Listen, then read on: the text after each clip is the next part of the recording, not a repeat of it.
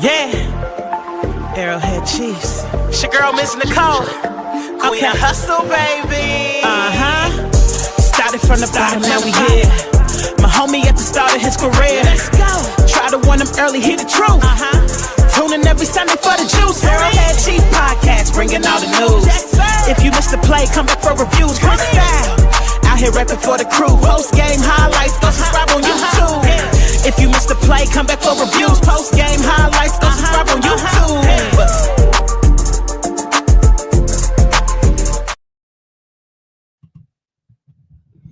What's up, Chiefs Kingdom? You're tuned into the Arrowhead Chief Podcast, episode 246. Hope everybody's having a good day, whatever you're at. You're at home, you're at work, you're chilling with your lady, your friends, whatever you're doing to choose to top in on the live stream or you listening on the playback. We appreciate you, man. We really do. We got a lot of stuff to get into. We're going to recap the Chiefs and Ravens game. We also got a special guest coming in. Kyle, what's his last name? Yeah, Kyle Nash of Duval Dive, the Jaguars podcast. Yes, sir. Kyle Nash of Duval Dive's coming in to talk Chiefs and Jags. We got them on Monday night. So it's going down. It's going down. But, Mara, how are you feeling, sir? Hey, man, feeling great, feeling good, feeling great. I'm feeling a lot better than that Ravens roster. They need a boy, they a whole mass unit right now, but so I'm feeling a lot better than them. But nah, man, hey man, with back-to-back dubs, so that always gets me excited about the Chiefs. But man, I'm good, man. How you, my brother? I'm doing wonderful, man. Like you said, we coming off of a dominating win, so it's always feeling good. You know what I'm saying? When you see that, and then it's even better when you see the offense play the way they did. Touche. So, yeah, man. But you know what? Let's get into it, man. Let's talk about the Chiefs beat the Ravens. What was it 37-20? Dominating performance. Patrick Mahomes had 270 yards, 4 touchdowns, and then Xavier Worthy had 121 yards of total yards. Isaiah Pacheco scored. Juju scored. What's your name scored? Hollywood Brown and Tyquan Thornton scored. But it was the best the offense has looked in a long while.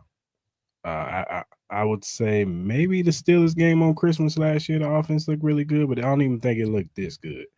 From I would say up until the Leo Chenal interception. After that, I think that kind of just jump-started the whole dominance of this game.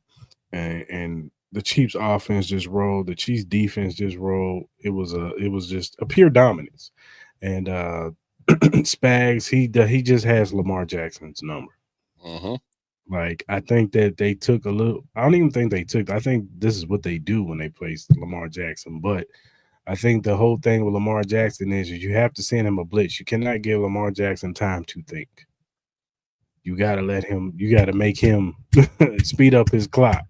We on that ass, man. When you speed up his clock, he's prone to make decisions where he throws interception, a la Leo Chenal, or he fumbles the football where he ran into his own offensive lineman and fumbled the football. He was just all out of sorts. It was just no good to a point of in the third quarter. He said no moss. Now a lot of people say it's a hamstring, and they said that he's going to be out for the next 2 to 3, 4 games. So yeah, one of those are bye week. I ain't fooling that. So he will be out for the next few games, and if they're out, we'll talk about the Ravens in a minute because I do want to get your opinion on the Ravens. But overall, this was a great game, man. It was a great team win. The vibes were up, and this is what we were talking about in the offseason, Mar, was we wanted to see this team look like this. This is what we was envisioning. Team having fun. When this team has fun, that's when they're in their zone. That's when they're thriving. That's when vibes are up. But when they're on the sideline like they was the last 3 games, well, I'll say half of the last game and then half of or then most of the first game and then the second game where they're on the sideline, they look sad, they throwing helmets, they bumping Big Red bumping them, and I even saw Matt Nagy cussing them out a few times. Like, when they're like that, it's no good. But when they look like this, that's when this team is back to rolling. I want to see this locker room after post-game locker room. I don't want it to be so doom and gloom. And even after a win last year, it was just doom and gloom. It was just like, yeah, we won. It's like the Eagles right now. That's how they look right now. They look unhappy to win. Except for Jalen Hurts is the only one that's happy, probably. Yeah, even him, he don't smile. So he don't ever smile. So yeah, he's happy. Yeah. But this was just a great win. Coaching staff did a great job. Andy dialed it up. Everybody executed, you know what I'm saying, damn near to perfection. Everybody played their role the way they were supposed to. And Patrick Mahomes showed everybody, if you give me some damn protection and you give me some weapons, guess what? I got you. Guess what? I got you. I think I'm pretty damn good at this. He kind of nice. Right? I think I'm pretty damn good at this quarterbacking thing. I don't know about y'all, but I think I'm pretty good. You know what I'm saying? So he showed everybody, he put everybody on notice. And now everybody's, retracting, and you see the national pundits out there now. The Chiefs. And you know it was a lot of apologizing on Monday, bro.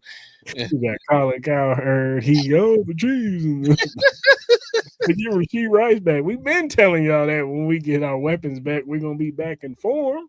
I was sitting up to Dan Orlowski. They changed their scheme. No, they didn't. Xavier Worthy was the change in the scheme. Changed nothing. Yes, did they run a little bit more out of under center? They've been doing that all season. They just had the dogs to do it. Hey, let's call a spade, Chris. That was Xavier's first game. All right. Yeah. All right.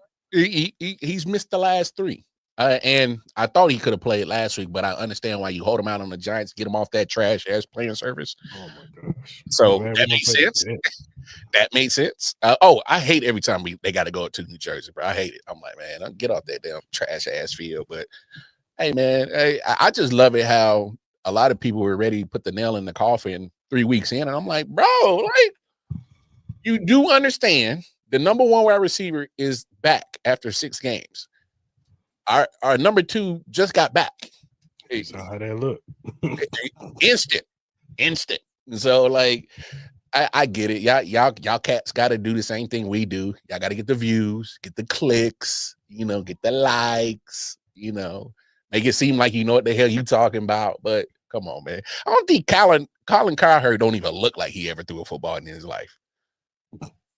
For real, it dude looked like he was a chess player all his life, bro. He looked like a cross country kind of guy. He's silly. But yeah, it's just it's funny. All the people are retracting now, and shout out to Chiefs receipts. If you want to see all the receipts from all the national media, he got them, or he or she, whatever, whoever run that channel, they be on it because they be showing all the receipts. And all last week, all you saw was the Ravens are a better team. They're gonna dominate. The Chiefs aren't dominant enough. They can't do nothing. They can't do that on offense. Blah blah blah blah blah. See, I can't lie, bro. All that talk leading up to that game was really irritating because I'm like, what Ravens team are y'all watching? That's how I felt. It was more so like, look, I get it. You know what I'm saying? People talking about the Chiefs offense, but I didn't agree with the reasoning. You take the 1 and 2 receiver off of any top tier team or any, they're gonna not look the same. I don't give a damn who's that quarterback. You know what I'm saying? If you take Jamar Chase and T. Higgins away from Joe Burrow, good luck. Or you take Joe Burrow away from them, you see how they look. They look terrible. They look terrible. So, hey, Denver got home with a 3-man rush last night, bro. I mean, I kind of believe that because Denver's pretty good. They're pretty damn good. They should have beat the Chargers, but that's neither here nor there. But yeah, I'm so sick of the narratives, man. I'm tired of them, and it's just when Rasheed Rice gets back, it might get ugly for y'all, man. Y'all lucky we ain't got Rasheed Rice back for the Lions game. Y'all lucky we ain't got Rasheed Rice, bro, for the Lions game. Hey, but I think we still got enough to. I think we got enough now. I ain't gonna lie to you. I'm still like, that team's good. Oh no, they're good. They're good. Well, but what my main point is you got to respect the deep ball now for sure. Because if Mahomes and them didn't show you over the course of first 3 games, they're going to use Tyquan to go deep. And then last game, they just showed you, oh, we just need to have Tyquan. X marks the spot, baby. Let's get, come on, man. Hey, and the running game got a little jiggy. A little bit. It got a little jiggy. Look, I ain't asking them to be Breece Hall. I ain't asking them to be Sonic and Knuckles back there. No. I'm not asking that. I'm asking Kareem Hunt and Isaiah Pacheco. Just give me 3. Just give me 3. Keep the chains moving. Just give me 3. I'll take it. I'll take it. You know what I'm saying? And there's more and more they're gonna implement your boy Brashard Smith. They slowly and surely implementing him putting him into the offense. And I think he's gonna start getting a little bit more uptick because if he can get going, even in the running game, we can have him be that change of pace back, that dude that can cut and hit his head on the goalpost. Because you see it, you see the speed is there. It's just, you know what I'm saying, him getting chemistry, you know, learning to follow his blocks a little bit better. But outside of that, man, if we can get him going and he starts breaking off plays, now it's getting scary. Now it's scary season. Him in the passing game too, like that's scary season right there. You saw it. He missed the one wheel right, but then wheel route, and then what's the name ran right back to him. And he caught a pass out the backfield. So that's a good thing that they're trusting him. And that's one thing Andy Reid's going to do with the rookie. He'll let you slip up one time. If you do it again. I mean, hey, but I'll take the 4 targets, 3 catches, 27 yards. Just kind of start getting them in there. So I'll take it.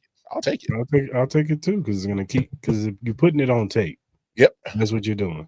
And you're doing stuff that – you put it on tape, so now the defense has no choice. They got to guard it. To pay attention to him. They already were. When they saw him, they knew his speed. You know what I'm saying? That's why in that second half of that Giants game, when he was doing those fake jet sweeps or going off like he was doing the jet sweep, defense was following him and it opened up the middle. So he's definitely a factor. And then even if Tyquan Thornton doesn't get touches, he's still a factor if he's going down the field. You have to account for him.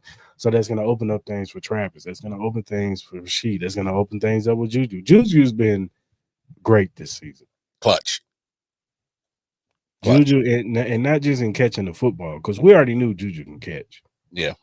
And he even has a little juice after the catch, too. Like he's been really good, but blocking. That Isaiah Pacheco touchdown, that was because of him. That was because of him. Second effort. And I would say this was the best the offensive line has looked at as a cohesive unit all season so far. I kept telling you about Kingsley. He didn't allow a pressure this week. I kept telling y'all, let the man get some reps.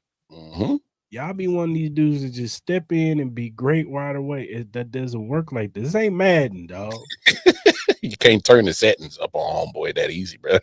You can't take a 67 and be like, hey, I'm put you on the left side. You gonna work. Oh, man, I was mad as hell when they scored that garbage time touchdown. Are you talking about Justice Hill? Okay. Ain't nobody tripping off no stuff when we already got our backups in, bro. That's what I'm saying. Turned into a preseason game, bro. I was like, damn, this is week 4. This is a preseason game. That's what they I was already calling for Minshew time when they had him out there a little extra.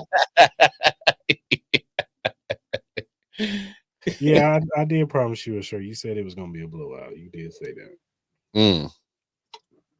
I'll get you one. I'll get you one, Joe. Hey, see, he won't go and let you forget that, dog. I know. I already know. Joe's right. He said a blowout, and he was right. So, but no, overall, it was a great game, man. It was a great game. What was your thoughts, man? Nah, man, the best that the offense has ever looked, like you said, man. They weren't They weren't fussing and cussing at each other. They was, like you said, having fun. They handled business. And besides game one, our defense has been solid like a mug. So they still showed up and showed out. And look, before you Ravens fans come on in here talking like, oh, we were hurt. I get it. Yeah, you were hurt.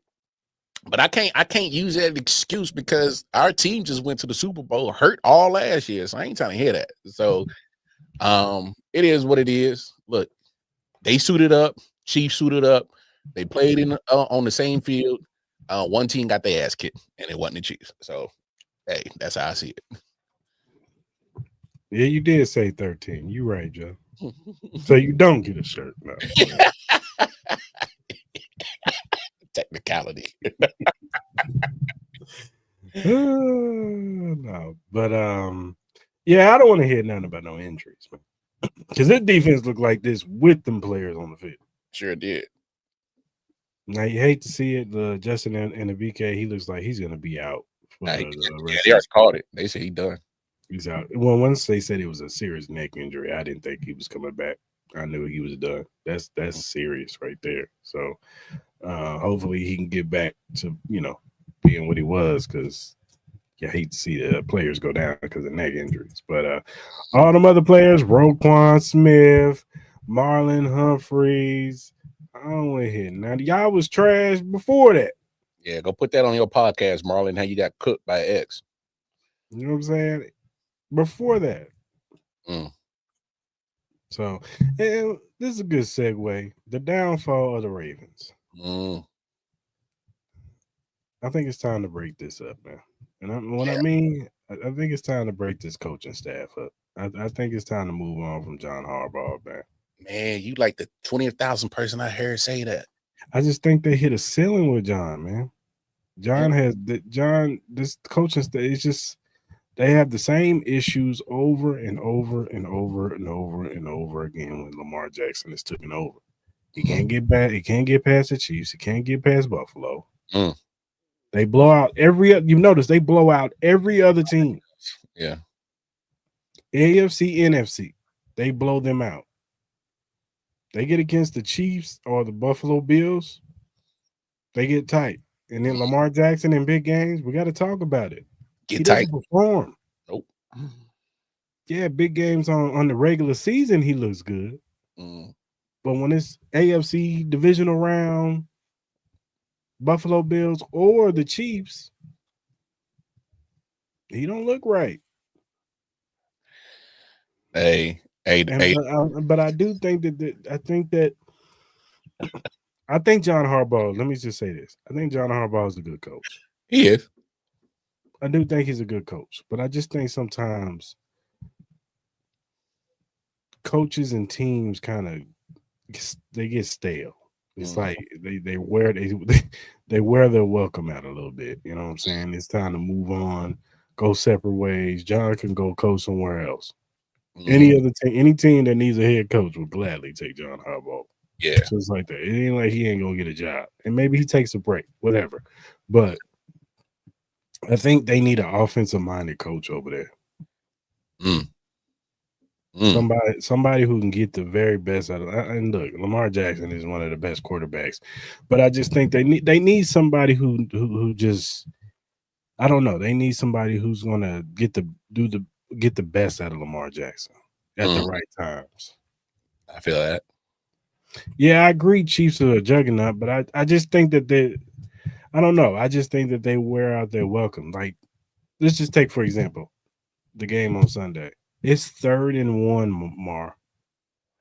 Why don't you have Derrick Henry back there in the game? Why?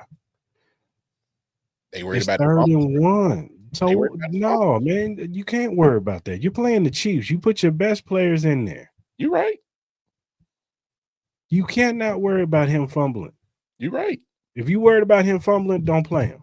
Then he shouldn't even be out there. Big facts. You paying him all this money. Let him prove himself. He's Derrick Henry. Yes, he's having a little bit of a fumbling problem. Hey, tighten that shit up. and get out there and run the damn football on 3rd and 1. Get your big ass out there and go get that 1 yard, bro. Oh, he ain't hurt. I don't think he hurt, except for his pride. I never heard about him. His pride hurt, cuz. But all I'm saying is just it looks funny. And this goes to my next subject matter for you, Mar. The AFC this year is not as strong so far. Mm-hmm. If you look in the landscape of the AFC right now, the Chargers are falling off. They just lost Joe Alt probably for a few weeks. Mm-hmm. He has a high ankle sprain, so their offensive line is getting decimated. And even with him, you already saw it. Like you saw what the Broncos was doing, and then last week the Giants just picked the carcasses. They just picked the carcass. Dexter Lawrence got the interception. They were all over Justin Herbert, and they're not looking the same. And this is when Omarion Hampton had his best game. Best game. My man had 127 yards, and they still couldn't get the ball moving. Mm-mm. So that passing game ain't looking how it's looking. Somehow Quentin Johnson keep catching every damn thing, which is crazy. Maybe he's not a bust. Maybe he just needed some time. Maybe he just needed a little time. But long enough to that boy. He's only been in the league what 2 years, 3 years. He been in the same time as Felix, FAE. Sometimes players take a little time. But anyway, but I'm just saying the landscape. You look at the Broncos. I'm not scared of their defensive line is good. Their defense is good, but I'm not scared of Bo Nix. He's not consistent. No, 1 minute he looks really good, and the next minute he looks like one of the worst quarterbacks in the league. He does. So, and they just played a bad Bengals team last year. They should have won last night. Mm-hmm. He could have had one of his worst games, and they still probably would have won last night, just because of J.K. Dobbins and R.J. Harvey. Yeah, that running game is nice. I like that. Yeah, they got a nice little 1-2 punch back there. But I'm not scared of them. We're not even going to talk about the Raiders. Don't waste our time on this show. We don't talk about that. I'll talk about them later, but we can talk about them right now. We talk about them week 7. That's it. Yeah. But you look at the Buffalo Bills. Bills are not scary. Their defense is horrible. They can't generate a pass rush. Their back end is trash. Cooked. Like, there's going to be a lot of games where teams are going to be hanging in there with them.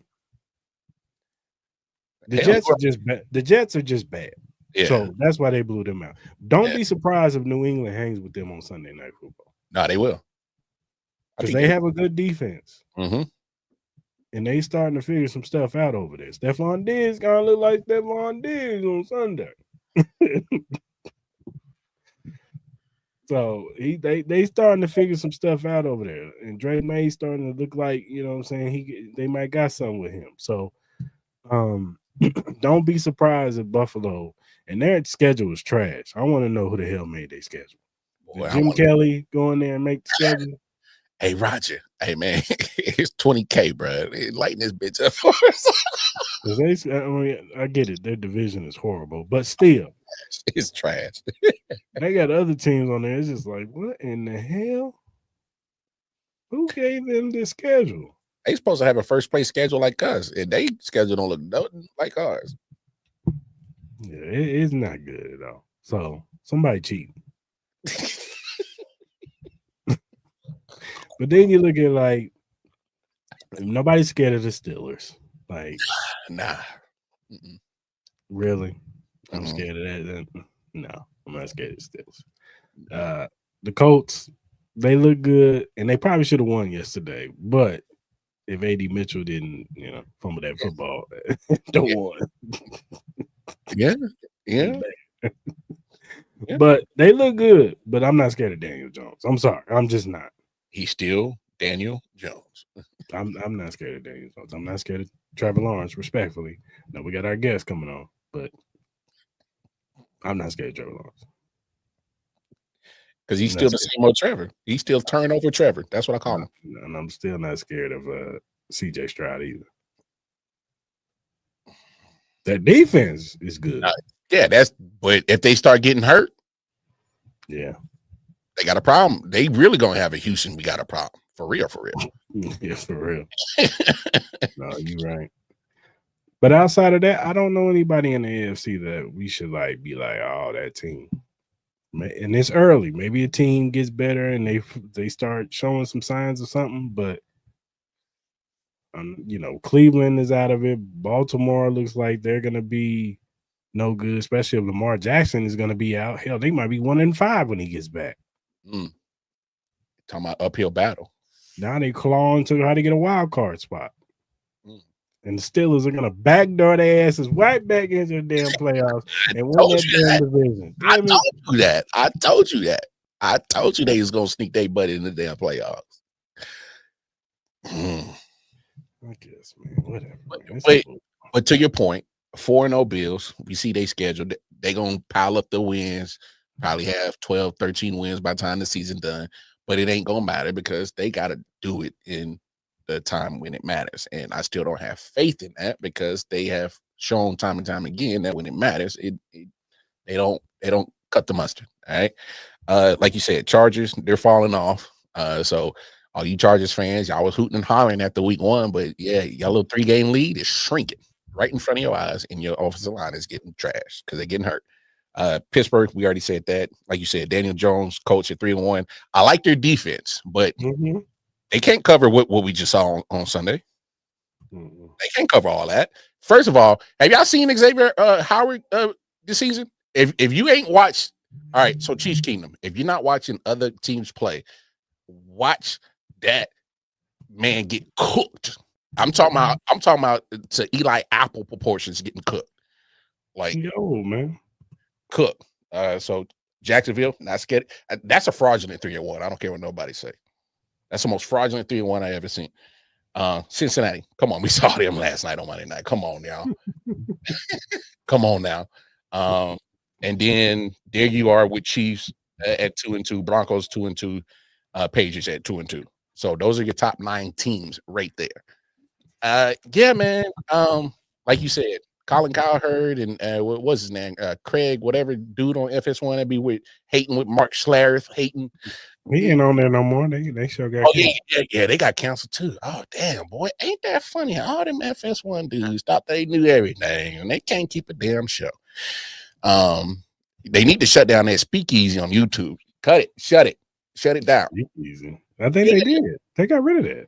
No, I chose joint on YouTube because he got fired. He set up his own joint. Little speakeasy. Well, that's it.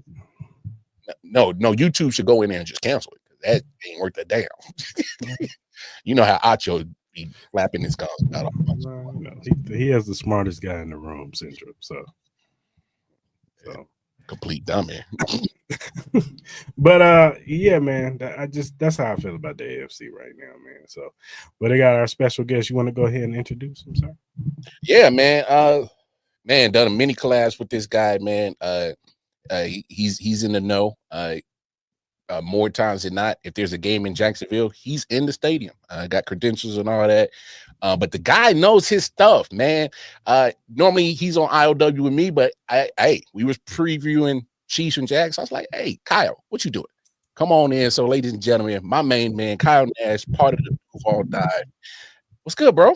Honor, joy, and privilege to do the thing, gentlemen. Mar, always great to see you. Chris, I don't know if I've done shows with you, but I'm going to call you Style from now on. Just because mostly because I'm an egomaniac and it rhymes with my name. Anyways, so with all that, I can't do a show with you without my vice. Now, I know this doesn't look like a beer mugging because it's not, but I was busy doing my thing with Fans First Sports Network at Orlando Magic Media Day and did not make it to the store to get the proper brew. So what I did is I took my metal stemless wine glass and stole some of my wife's Pinot Grigio just so I could have a little something here with you gentlemen tonight. So cheers. Hey, bro. Cheers. Yeah. That being said, by the way, Coors Light, not bad at all. I ain't mad at you. I'm a snob, but I'll drink that in a pinch. I ain't mad at you. Hey, man. Hey, I'm not in a pinch, but it was cheap. I saw it. Bro, hey, listen, we all been there. I get it, man. Listen. But by the way, I wanted to go back in real quick. I'm sure you've touched on your Chiefs doing battle with the Ravens. Can we stop acting like the Chiefs aren't a defensive team now? Can we not do that anymore? Right? Like, they're a defensive team. They went in, they contained the Ravens, and Demetrius Jackson, not that I want to see him get hurt. And I mean, what Riptide Rush going to do against you dude in the middle there, the actual MVP of the Chiefs, against Cris? What's Cris going to, what are you going to do against Cris? I know I said I was going to call you Style, but I had to get the dad joke. Right? So, and I bring that up because that's going to be a factor with the Jaguars in Duval. Right? See, segue, gentlemen. Style, let me tell you this, man, because I know Mar already know how I feel about Chris Jones and the MVP and them being defensive team. And I don't mean that as an insult, by the way. If you can get away with having basically no run yardage where your quarterback can lead in rushing, or do you have Xavier Worthy do it and you can still win football games with one Patrick LaVon Mahomes II? No disrespect. 100% a great thing. There's a reason why there's GOAT conversations surrounding your dude. Although, that being said, Mar, I know I'm taking a random segue here. I'm a little confused by the Chiefs gear. It looks great on you because you're always styling, but I'm getting kind of a Charger vibe from you. I hate them powder blues, dog. Why are you doing that? Even though I host the Bolt Blitz, produce the Bolt Blitz Uncut podcast. By the way, if you want to have me in for Charger stuff, I'll do that now too. But yeah, I just wanted to point it out. I think it's interesting. You're that much a fan. You can't be stopped.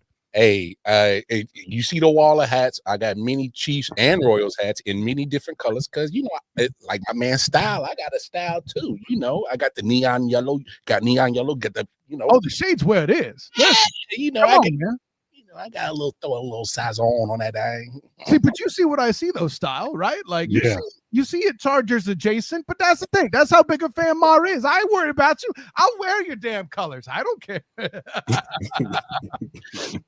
I do it as a mental trick on other fans. I'm like, hey, you were trying. Nah, you see that? It's an arrowhead.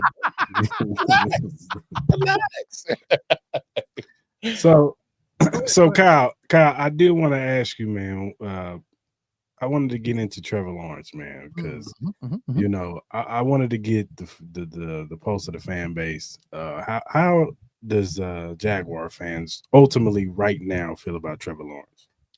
And it's mixed, right? There's been a division there for some time. And listen, you the aforementioned Emmanuel Acha will tell you sliced bread craps all over him. Trevor Lawrence is terrible, but unfortunately, Emmanuel Acha doesn't watch the football games. What you do have to account for is in the past, Trevor Lawrence has had literally the worst coaching in NFL history as a rookie, right? He was mired in Urban's coaching, as I've said to my guy Marla before. I'll give you a bell for advertising IOW while I'm talking to you. That's fine. And now this is the year where he's gotten the best weapons. But what happens? His receivers lead the league in drops. You can't make this stuff up. And gentlemen, you're Chiefs fans. You know what it is for your boys to be dropping the ball and how it impacts your quarterback. Now, the difference is one, Patrick LaVon Mahomes II is Patrick LaVon Mahomes II and finds ways to get out of it, keeps teams going, keeps things going along. Trevor still hasn't found that yet. What I would remind the panel and the chat, and by the way, I am no homer or defender of Trevor Lawrence. I'm a Niners fan. This past Sunday was a weird watch for me. I'll tell you what. And we could get into some of that if you have questions surrounding that later. That's fine.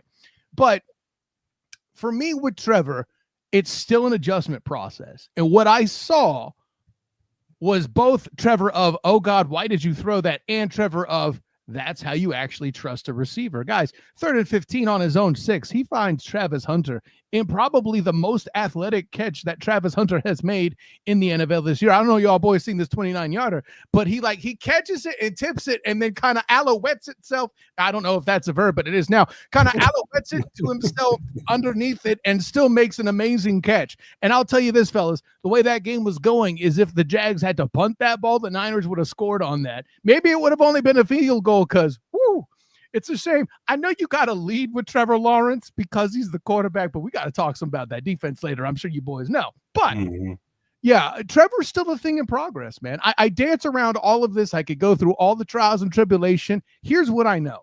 Liam Cohen is the best offensive mind that he's dealt with. No disrespect, Doug Peterson, but you didn't change with the times. You didn't change with the squad. You didn't realize you didn't have 3 Hall of Famers on your offensive line when you were here in Jacksonville. And people started to figure out what you were. That's why you started losing. That's why you won only 4 games last year.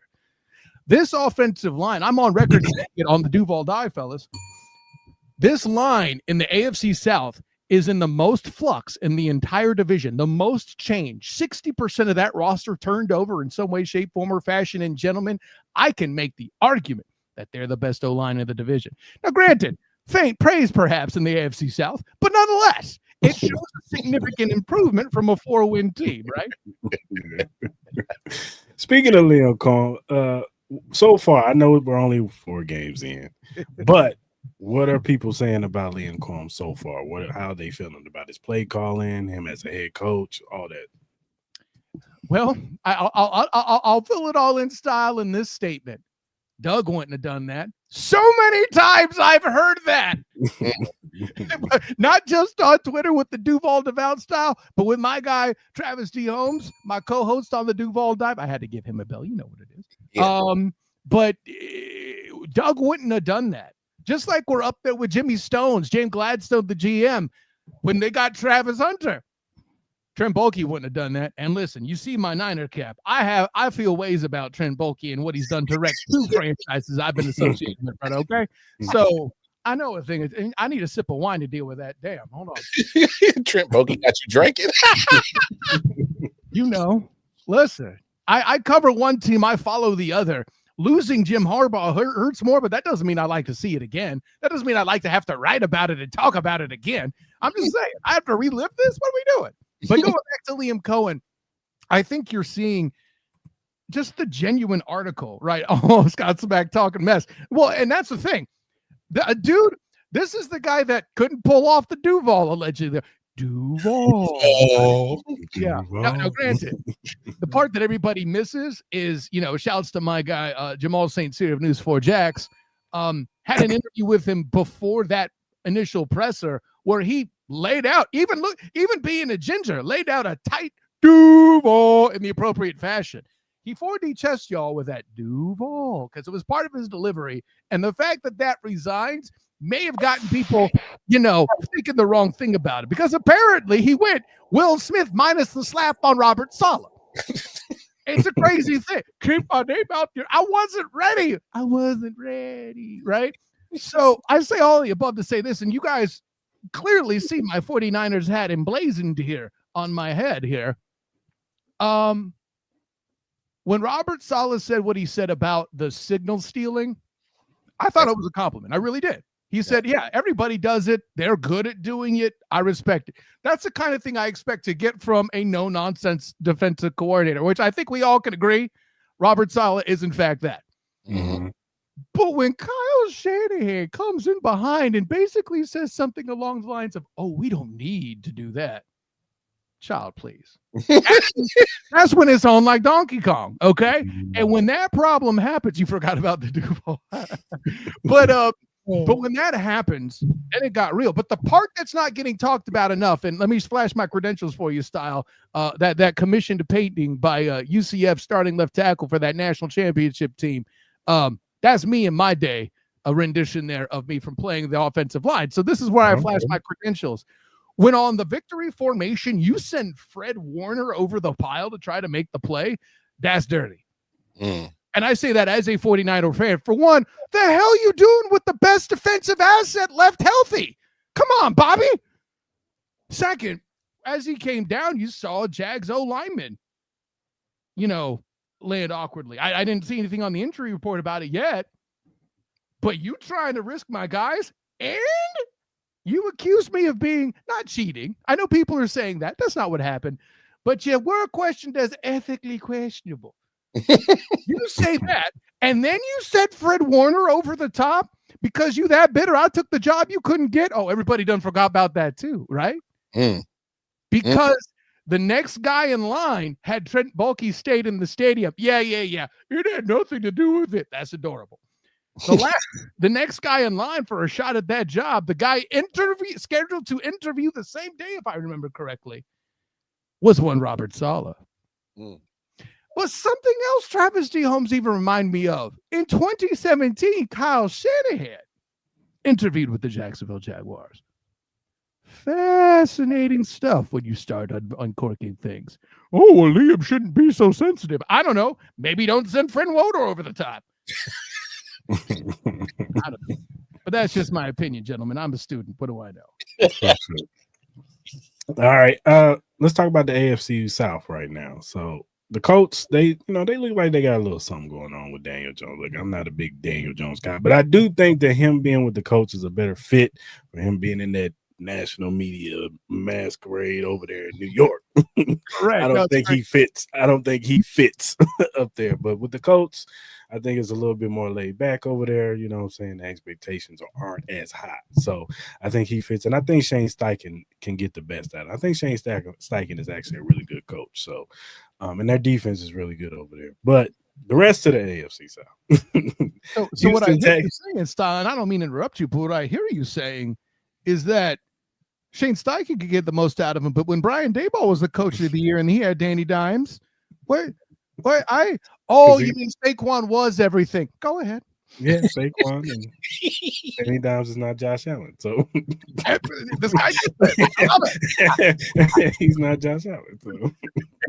So but then you got the Houston Texans, and look, their defense is really good, but offensively, like CJ Stroud and them, they just don't look right. You know what I'm saying? And the moment they shopped Laramie Tunsil, yeah, I had questions, and then it got worse. And guys, by the way, I'm a CJ Stroud defender. I think he's a good quarterback. I think he's just as good as Trevor Lawrence. But then people get angry at me for saying that. The difference between the two at current is one has an improved offensive line, and one, simply put, does not. Mm-hmm. They just traded another offensive lineman away. So Cam Robinson. I was about to say, it's very interesting that Cam Robinson was never even a starter, even though they did what they did to get him from Minnesota, where he was with Jacksonville, previously a starter. And by the way, this is how you know how bad off the Chargers are. Gentlemen, I'm going to say this. I know I produce a Chargers show in the Bolt Blitz Uncut, but unless something disastrous happens for that rematch, oh boy.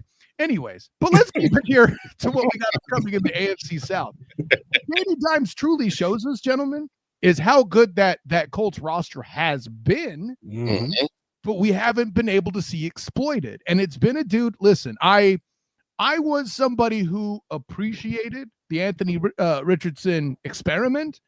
And let's be real. The reason he got drafted wasn't necessarily because he thought he was the answer. They just didn't want Will Levis. Can you blame them? No. Just going to leave with that. Not at all. But the other piece is you can't help the club in the tub, right? And they stopped relying on, 40-plus-year-old quarterbacks. No disrespect to the immortal Joe Flacco. The only issue I have with him is stealing the most improved player from a guy that died on the field. But that's not his fault. You got the Achos of the world be voting for that ish. Anyways, I said what I said. Anyways, no, but when it comes to that, the Colts roster has been overlooked for some time entirely because of the previous quarterback position. And think of it this way, fellas. Remember what was said in Tampa back when Jameis Winston was there. If you could just get a guy that didn't throw it to the other team, they'd make the playoffs and be good. No, I'm not saying Tom Brady, but what are we seeing from Baker, guys? An amazing roster can give a guy a second chance. I think we're getting that with Dimes. Now that being said, am I prepared to crown them? I still don't see. I said at the beginning of the year, I don't see 5 wins on the schedule. Now, are they playing better than I thought? Absolutely. But let's also remember to pump the brakes for just a moment, because while they kind of messed themselves up with the Rams game and probably should have won that one, they also got help from the Broncos too. Let's be real with that. They did. They should have lost that one. So now, granted, that all being said, the backhanded compliment that is the AFC South, the Colts have a shot. Yeah, they do. They do. And Danny Dimes, like you said, Kyle, is you might see a Sam Darnold type turnaround with him when you put a good roster around him. You know what I'm saying? Even in Seattle, Sam Darnold's having a pretty good season so far. So you put some weapons and a good offensive line around somebody and some good coaching. Yep. You might have something. I mean, hey, you get him around a coach that isn't notorious for leaving his quarterbacks out to dry like Pete Carroll did with Gene. Oh, I said what I said. Sorry. I feel ways about Russell Carrington Wilson in Seattle and Pete Carroll, and then when Russell Carrington Wilson leaves, Pete Carroll gets an O-line. It's a whole thing. But, to your point, I give you mentioned examples of both, right? In Seattle, the protection is appropriate. Darnold's given a fighting chance. In a more difficult than I thought it would be, NFC West, no less, right? Mm-hmm. Whereas, the Raiders are a mess anyway, but just because it was Carroll and Geno again, it was supposed to work? Nah, fam. Sorry, Ashton, you have to deal with that for a while. Hey, man. It was so bad. I got desperate and I needed a quarterback on fantasy, and I picked up Geno and I just dropped him right after the game. No, I had desperate, man. I know. Damn. Who was left? Well, no, I had Baker. I didn't like his matchup against Philly. Because I didn't like. You were better off. Well, yeah. Well, obviously, hindsight. But my problem was I was worried. I'm like, I love what Ibuka is doing, but I don't know if he's ready to carry the the bulk of the receiving responsibilities. Because Mike Evans missing him is a big deal, and I know they got Godwin back, but that man just came off an ACL tear, so I'm not sure what kind of Godwin we was getting. So I was a little worried, and so I was like, man, let me sit Baker and let me get another quarterback, and I regret it now, but trust me, I rectified it immediately because I dropped. Speaking of Sam Darnold, I picked up Sam Darnold for Geno. I feel like that story should have started with what had happened was.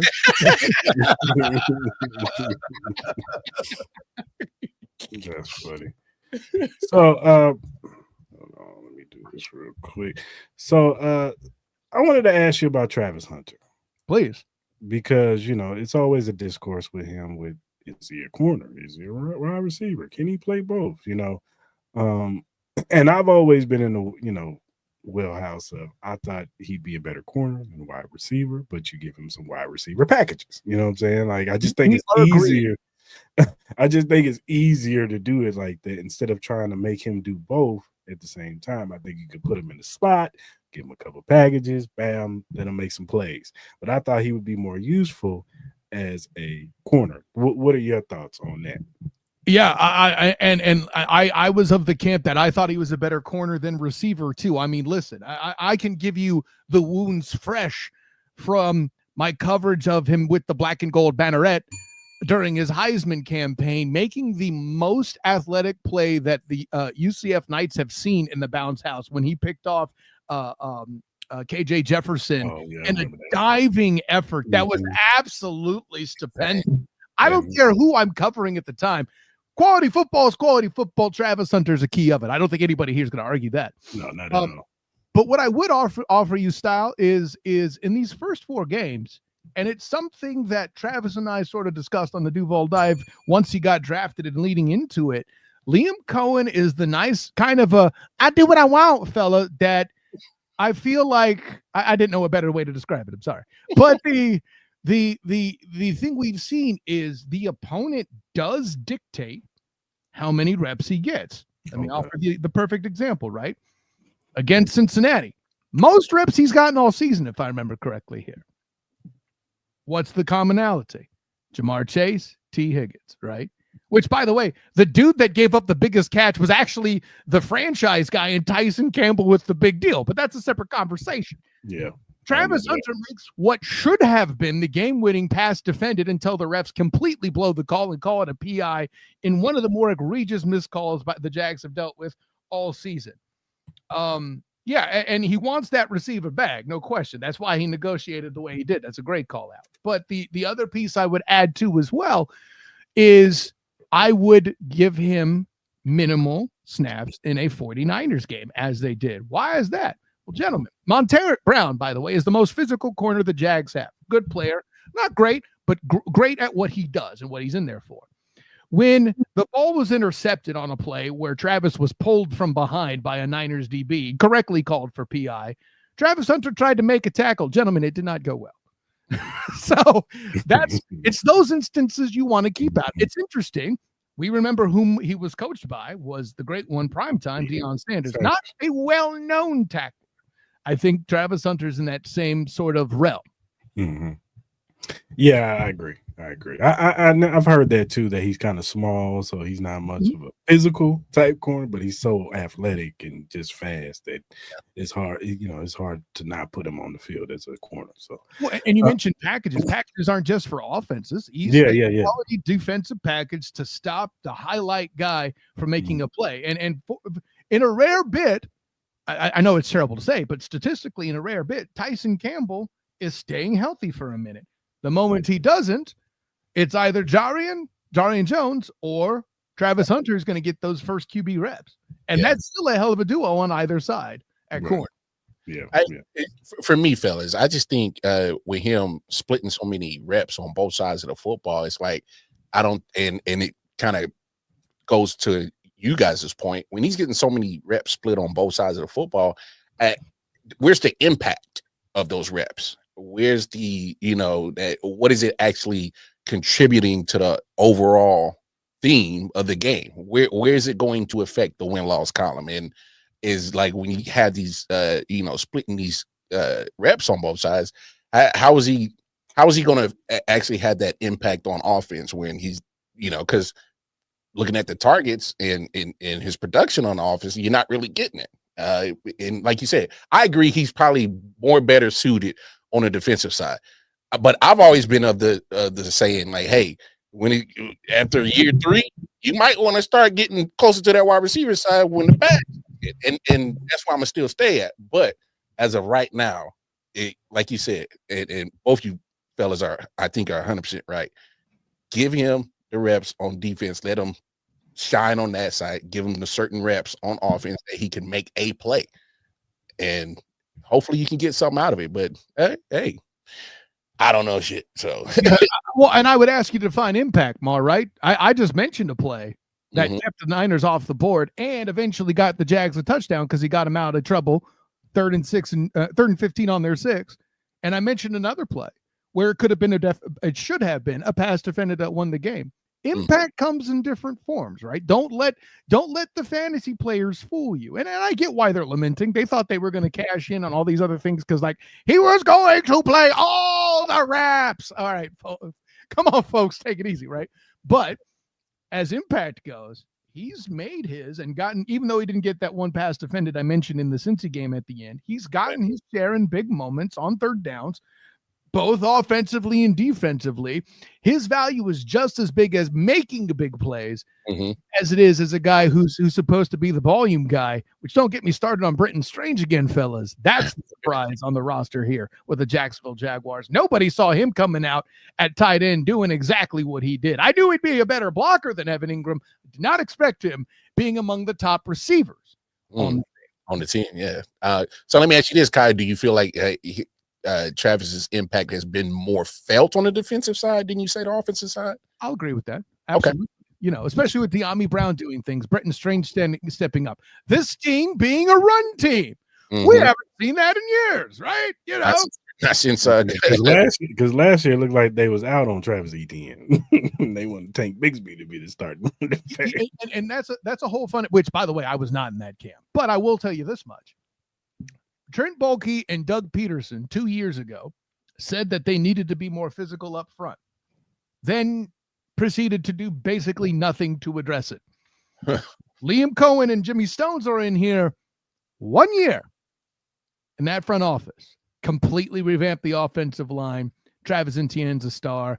Tank Bigsby is elsewhere. In Philly, not getting no reps. Correct, right? And Bashaw Tootin and LaQuint Allen are handling business. Very interesting.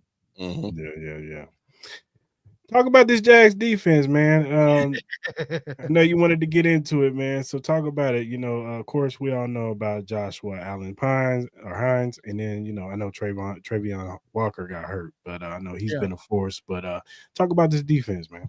And it's interesting. You mentioned Trayvon getting hurt. I still felt like at least during the 49er game, the impact was minimal. Now, granted, that's because Ricky Pearsall was in the tent and Jawan Jennings was forming a queue outside of the injury tent not shortly after. They're already without Kittle. That O-line ain't been what it's been, all of that. So I get that they were able to maintain the pressure and we lost stock in Brock that day. I get it. This will be a good test with Walker if he is missing. I'll put it this way. Travis D. Holmes said, who sees a specialist and plays in the same week? He's basically chalking Trayvon up as a scratch. Good news for the Chiefs, I dare say, even though it could be argued your tackles are the weakest point on your offense. That isn't a running back, but I digress. That being said, man, these corners, as a core, they've been playing great. The safeties are flying all over the place. The linebackers, especially Devin Lloyd, have surprised me. He's been balling in a special way, right? Yeah. Now, granted, one of the interceptions, by the way, I know that you mentioned Colin Cowherd and John Middlecoff earlier.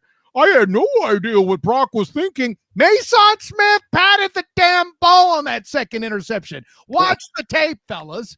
The defensive tackle core, it's funny what happens when you aren't rotating your players like it's a hockey squad. You actually have Eric Armstead take less than 61% of his snaps at defensive end, and he does things. Funny as that goes. By the way, for those that are wondering, how funny is it that he got the fumble against his former team that sealed the game, recovered by Foya Lukin? Okay, guys, what are we doing here? The one thing we know first and foremost, maybe Coach Campanelli, the Anthony Campanelli. I keep stuttering with his name. Forgive me, gentlemen. But the defensive coordinator, right? What a guy. The only thing that the Duuvvaalll have to worry about with him as the defensive coordinator is how many offers he's going to get come Black Monday to be a head coach. Yeah, I can see that. All right, man. Well, let's get into this game, man. Let's talk about it. Keys to the game. Kyle. Jags on offense. If they want to win this game, what do they have to do? Know where Chris Jones is at all times. Okay, let me be clear about that. By the way, I thought it was creative that they were going to put him outside to try to stop the Chargers there.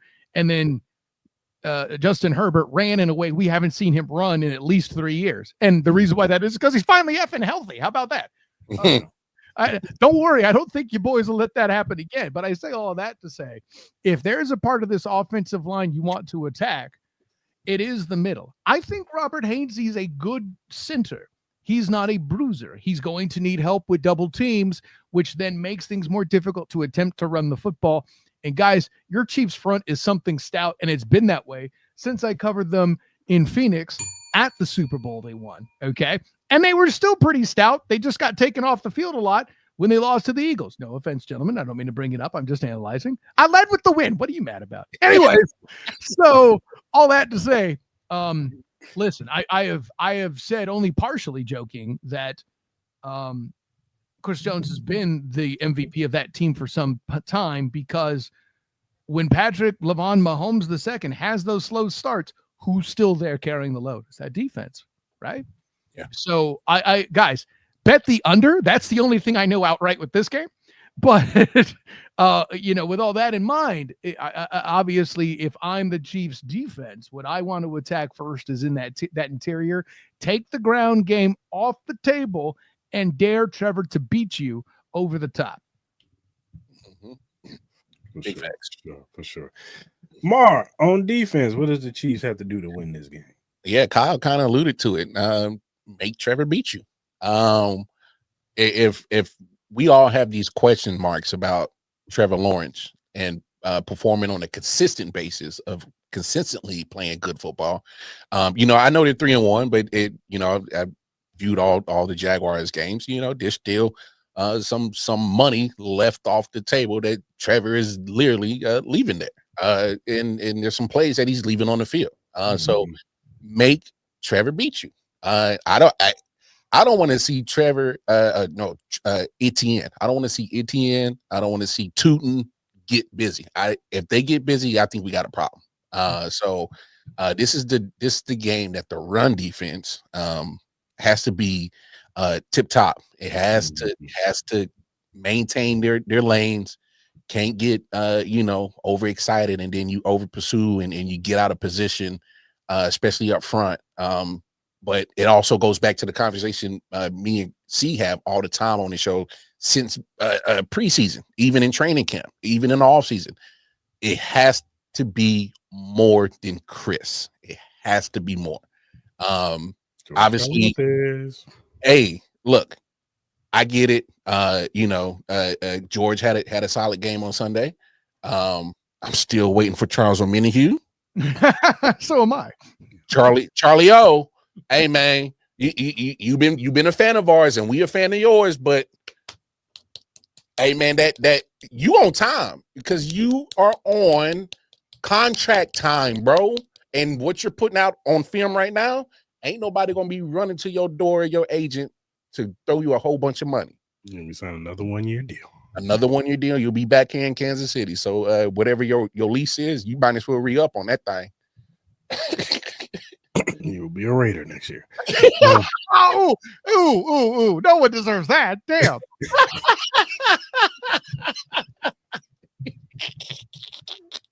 No, but I agree with you, Mar. Purgatory.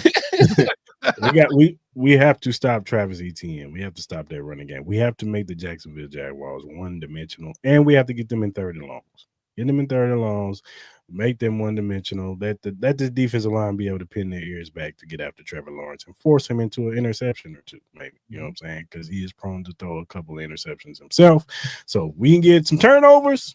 Hey, that bodes well. Short fields for the offense. Part-time quarterback, part-time Santa Claus. The only thing he's missing is the beard, right? Is that it? And a beard in the belly. He can step in for Kris Kringle on the 24th. Hey, remember the Christmas Chronicles, the fat Santa's fake news, right? Remember, Russell told us now.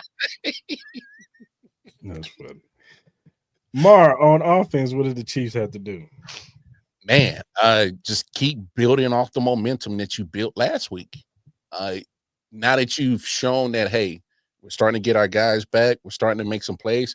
And, for me, is keep testing that secondary. Make them. Tyquan Thornton's been getting the deep shots all season. Continue that. We can't forget that Hollywood can still stretch the field. X is back. He stretched the field on Sunday. Keep stretching. Stretch these guys out like they're elastic, bro. So that's to me, I think is just that. Like similar to last week, yes, do we want more from the running game? Of course we do, Chiefs Kingdom, but let it be a product of stretching the field, spreading that defenses out, taking the shots, and let that passing game kind of open up everything else. And I just think is just keep building off that momentum from last week. You can't go backwards now, offense. You can't. You can't do what you've been doing the first 3 games, then give us 37, and then regress. You can't. Don't you dare do that to me, all right? No, I agree, Mar. They have to stretch the field. They gotta test these corners, like you said, but they also have to use all our hands on deck on this running game. That means if they got to use Xavier Worthy on some end rounds, use Xavier Worthy. Rashad Smith, get him on some jet sweeps, and then Isaiah Pacheco and Kareem Hunt. If I got at least Isaiah Pacheco, when he does get something positive, it's at least 4 yards. It's at least 4.5 yards. So man goes forward. Kareem Hunt, continue to give me the 3 yards that you give me, man. That's all you can give me. But use all hands on deck on this running game just to keep the chains moving. Get 2nd and 5s, 3rd and 2s. If we can get short yardage, that bodes well to this offense. And Andy Reid, be aggressive. Be aggressive. Be aggressive. And offensive line, block. Keep the way y'all blocked last week. Joshua Simmons looks like a godsend.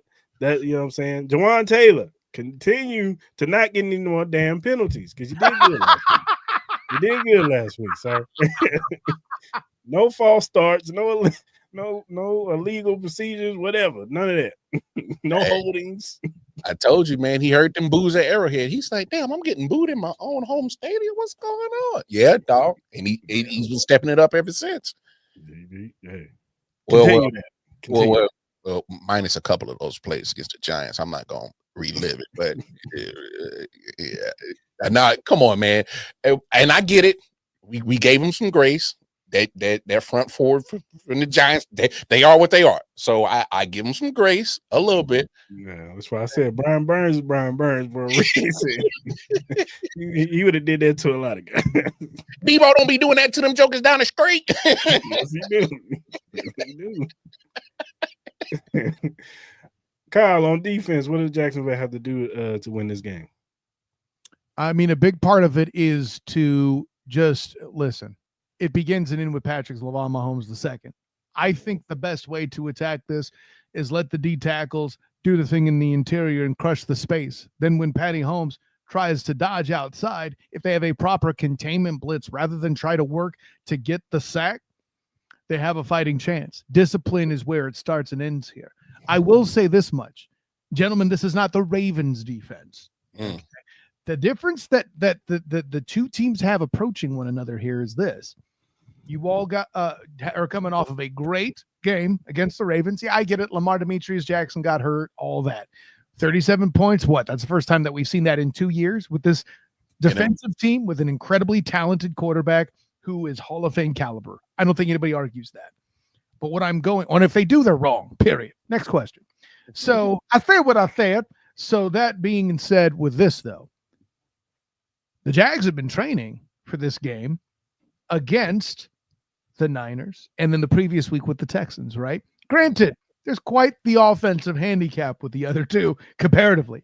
Clearly, Patrick Lavon Mahomes II is the best quarterback they're going to face over 4 quarters. I don't count Cincinnati because Joe Burrow, for those who are non-believers, Joey Burr was knocked out in the first quarter, much to my chagrin. You got to call him Burr because he can't be Joe Cool. That's Joe Montana. These damn kids. Anyways, so I think that's an element of it. But what this defense has to do is obviously be disciplined over everything else in the middle, which is awkward because my dude Creed Humphrey in all his Croc-wearing glory, his actual footwear I was interviewing, it's amazing, is an amazing player. Obviously, he's a center. Nobody cares, but he's awesome. Mm-hmm. Right? This is a dude that was good enough to keep Travis Kelce from playing with his brother. Trust me, they tell the story on the New Heights podcast. You guys are at least loosely familiar as Chiefs fans, I hope. Yeah, but, I heard of it. You know, but I think that's where it starts. I love your advice on offense of testing the corners, but I would be hopeful if I'm Anthony Campanelli that they don't have enough time to do that. Mm. The only time I'm worried about hearing DMX playing in the background talking about X gonna give it to you should be on Yak underneath after the catch with, be it with screens or whatever else, right? Slants, what have you. Mm-hmm. Test the linebacker core, but these linebackers are pretty solid. Mind your P's and Q's, linebackers. This game's your test. Travis Kelce, depending on how healthy he is or isn't, whatever, obviously a factor. Duh. And your role playing what's in front of you and avoiding the Andy Reid surprise run. There's a reason why the aforementioned X was the biggest play on the ground. Andy Reid does some stuff. I've literally made a video. It's 10 years old now, but it still holds. Alex Smith was still the quarterback. This dude presided over a group that had 0 touchdowns. Or excuse me. No, 3 touchdowns all year at wide receiver. J.J. Watt had more touchdowns that year. I believe it was 2012. Damn. That's the kind of bag they'll need to move the ball. Then Jags got to watch out for that punch. That shot that Andy Reid inevitably going to be take where he'll shout, "Fool you." And, that's where the Travis Hunters and the Jarian Joneses comes in. Stop the big play. Discipline, stop the big play. Those are the 2 things. Everything else is window dressing in the how. That's the summary style. For sure. All right, who are the X factors on the Jags? There's a lot of directions I could go here, but the one that's truly X that has nothing to do with Xavier Worthy that you don't know or hear enough about, although I mentioned him earlier in LaQuint Allen, when you guys are attempting to blitz Trevor Lawrence on 3rd down, the guy who's going to pick up the loose man in pass pro, LaQuint Allen. The one he is. People asked in the preseason, who's your favorite pick? Well, obviously the whole trade for Travis Hunter, duh. But beyond that, all the way in the 7th round. The acquisition of LaQuint Allen was my favorite because I knew immediately he would supplant one Tank Bigsby because of his pass pro ability. You know, it's a lot of fun being right, gentlemen. I'm just kidding. That being said, his ability to protect the extras that are coming to make Trevor make a mistake to where it then becomes a long ball down the field for Trevor is huge in this particular piece. That's an X factor you don't have, you know, necessarily written down on your program there too as well. And defensively for the Jags, Eric Armstead, Mason Smith, those D tackles. Can you affect that middle? Can Creed Humphrey and the interior defer them enough to let Patrick Lavon Mahomes II do Patrick Lavon Mahomes II things? What you got, Mar? On offense for the Chiefs, he did play solid last week, and you know, after getting pancaked a few times, even though he's supposed to be serving the pancakes against the Giants. All that being said, my man Juwan Taylor, whoever they decide to line up on his side, he's gonna have to hold it down. Especially if you put Hines Allen over there. Whoa now. I don't want no recreation of Brian Burns, dog. Like, you gotta like, I don't want none of that. So he's my X factor on offense if he could hold his side of the offensive line down. Because we already know Andy, you know, more times than not, he's gonna put him on an island, and he's gonna have to hold it down. And you know, so if we start seeing chips, or if we kind of like in I know Jalen Moore got in last week, so if you start seeing Jalen Moore, that gave us our answer. And then on defense, I said it earlier, Charlie O.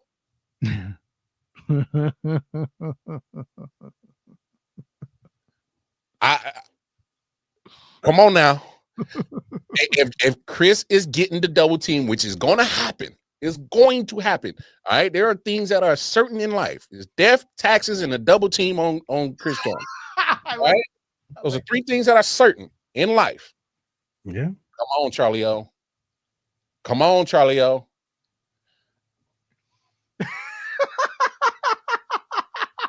Have you seen him? Tell me, have you seen him? Have you seen him? No, I ain't seen Charlie O. Come on, dog. You not only do you got to be a factor to me on defense, you got to be the factor. Because we can't keep doing this when Cris is getting double team and triple team at times, and you got it's not like you ain't got the talent. That ain't it. We ain't having that conversation in the Chiefs Kingdom. That's not the issue. It's why are you not winning your singles? We might be having to have that conversation. Well, damn it, we just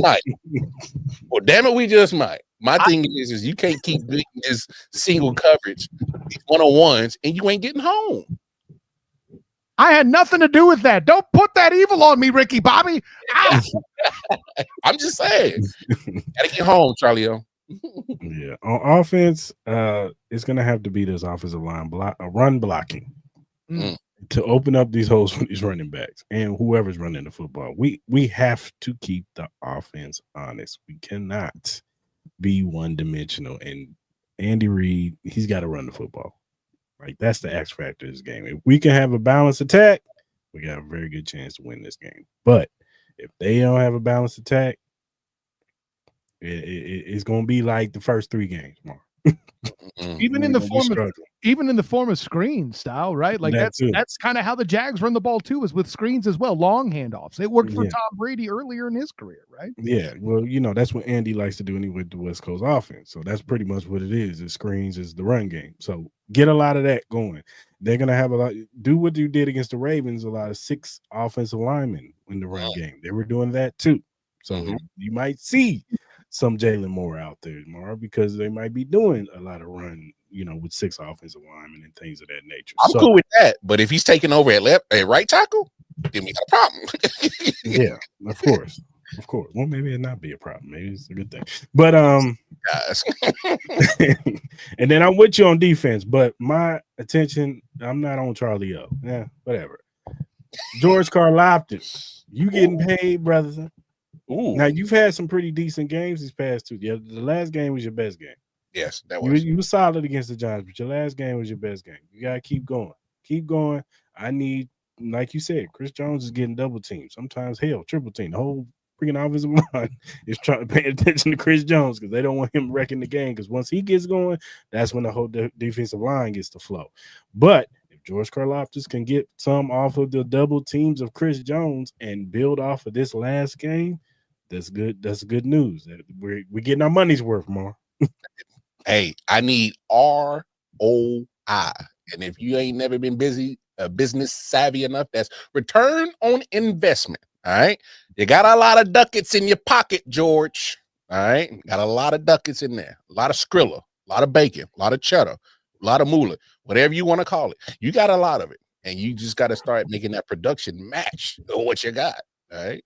You got some Benjamins. Now it's time to show me Roy. Ooh. That's from the hip, just so you guys know. Right then. All right, Kyle. All right, Kyle. What is your score prediction for this game? Like I said, gentlemen, take the under. I don't know what it is, but it's probably below 40, right? Or at least I think the scoring is going to be below 40. No disrespect to Patrick Mahomes II, of course. What he's going to do is going to get a couple touchdowns, making single big plays that make the Jags pay, rather. If anything, this team can be, how you say, criticized for their discipline, to say the least. 12 penalties against the 49ers. Good golly. That being said, I think that's the thing that puts it over the top. Go ahead and give me, I'll reserve the right to change my mind on the Duval dive when on Friday I do my score prediction. Right now I have 2017 coming in my head. I want to see more of what's coming off the injury report for the Jags to see who's coming back. Will we see De'Ami Brown, for example? What's the O-line look like?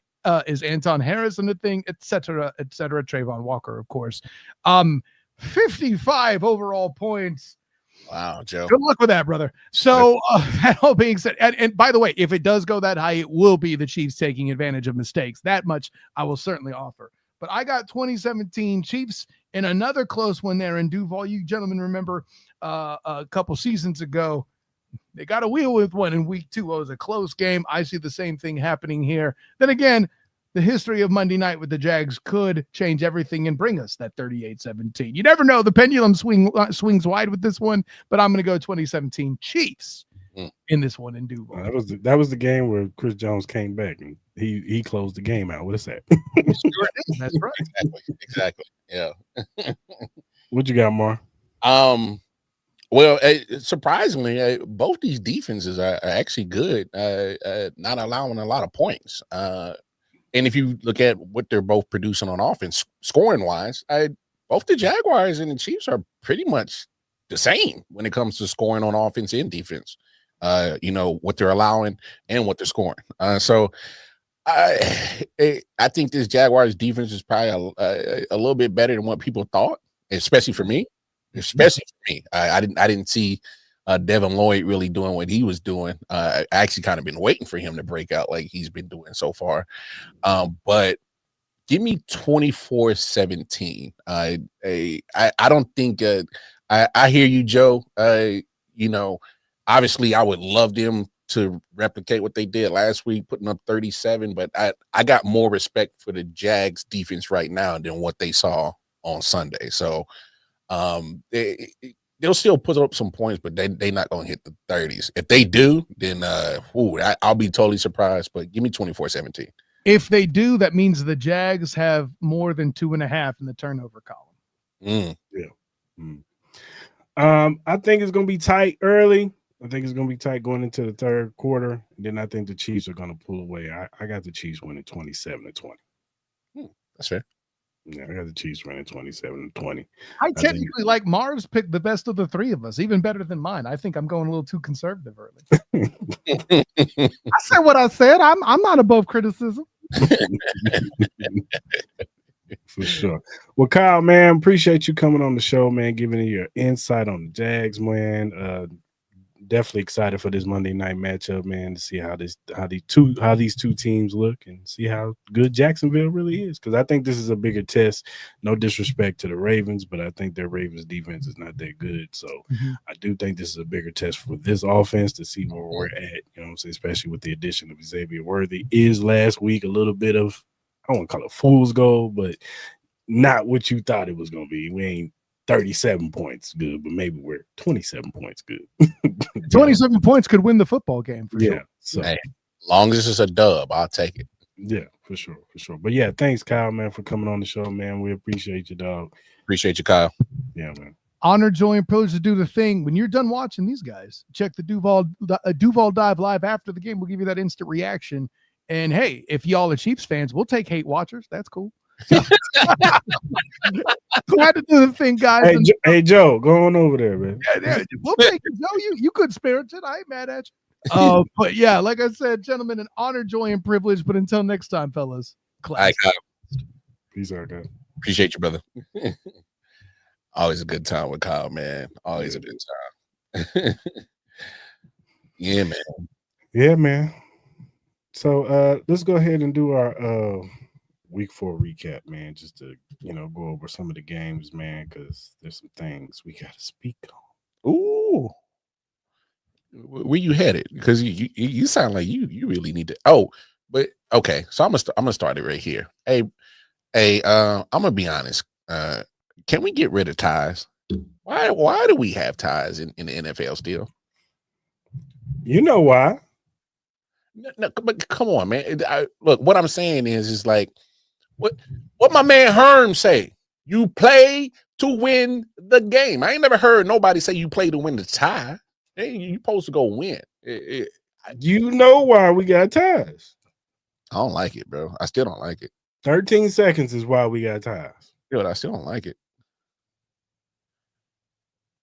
I still don't like it.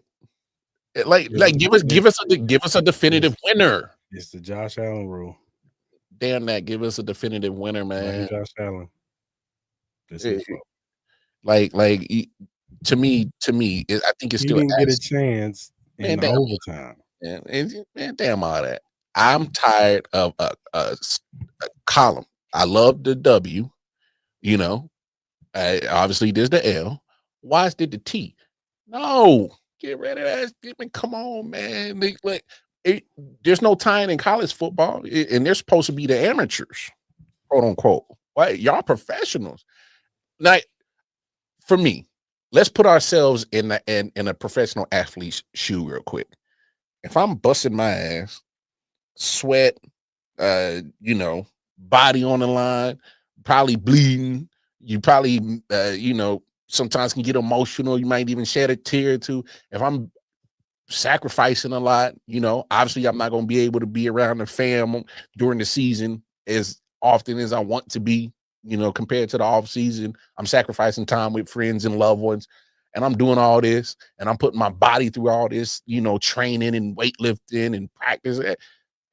I would feel demoralized if I go and do all that sacrifice and we walk out with a tie.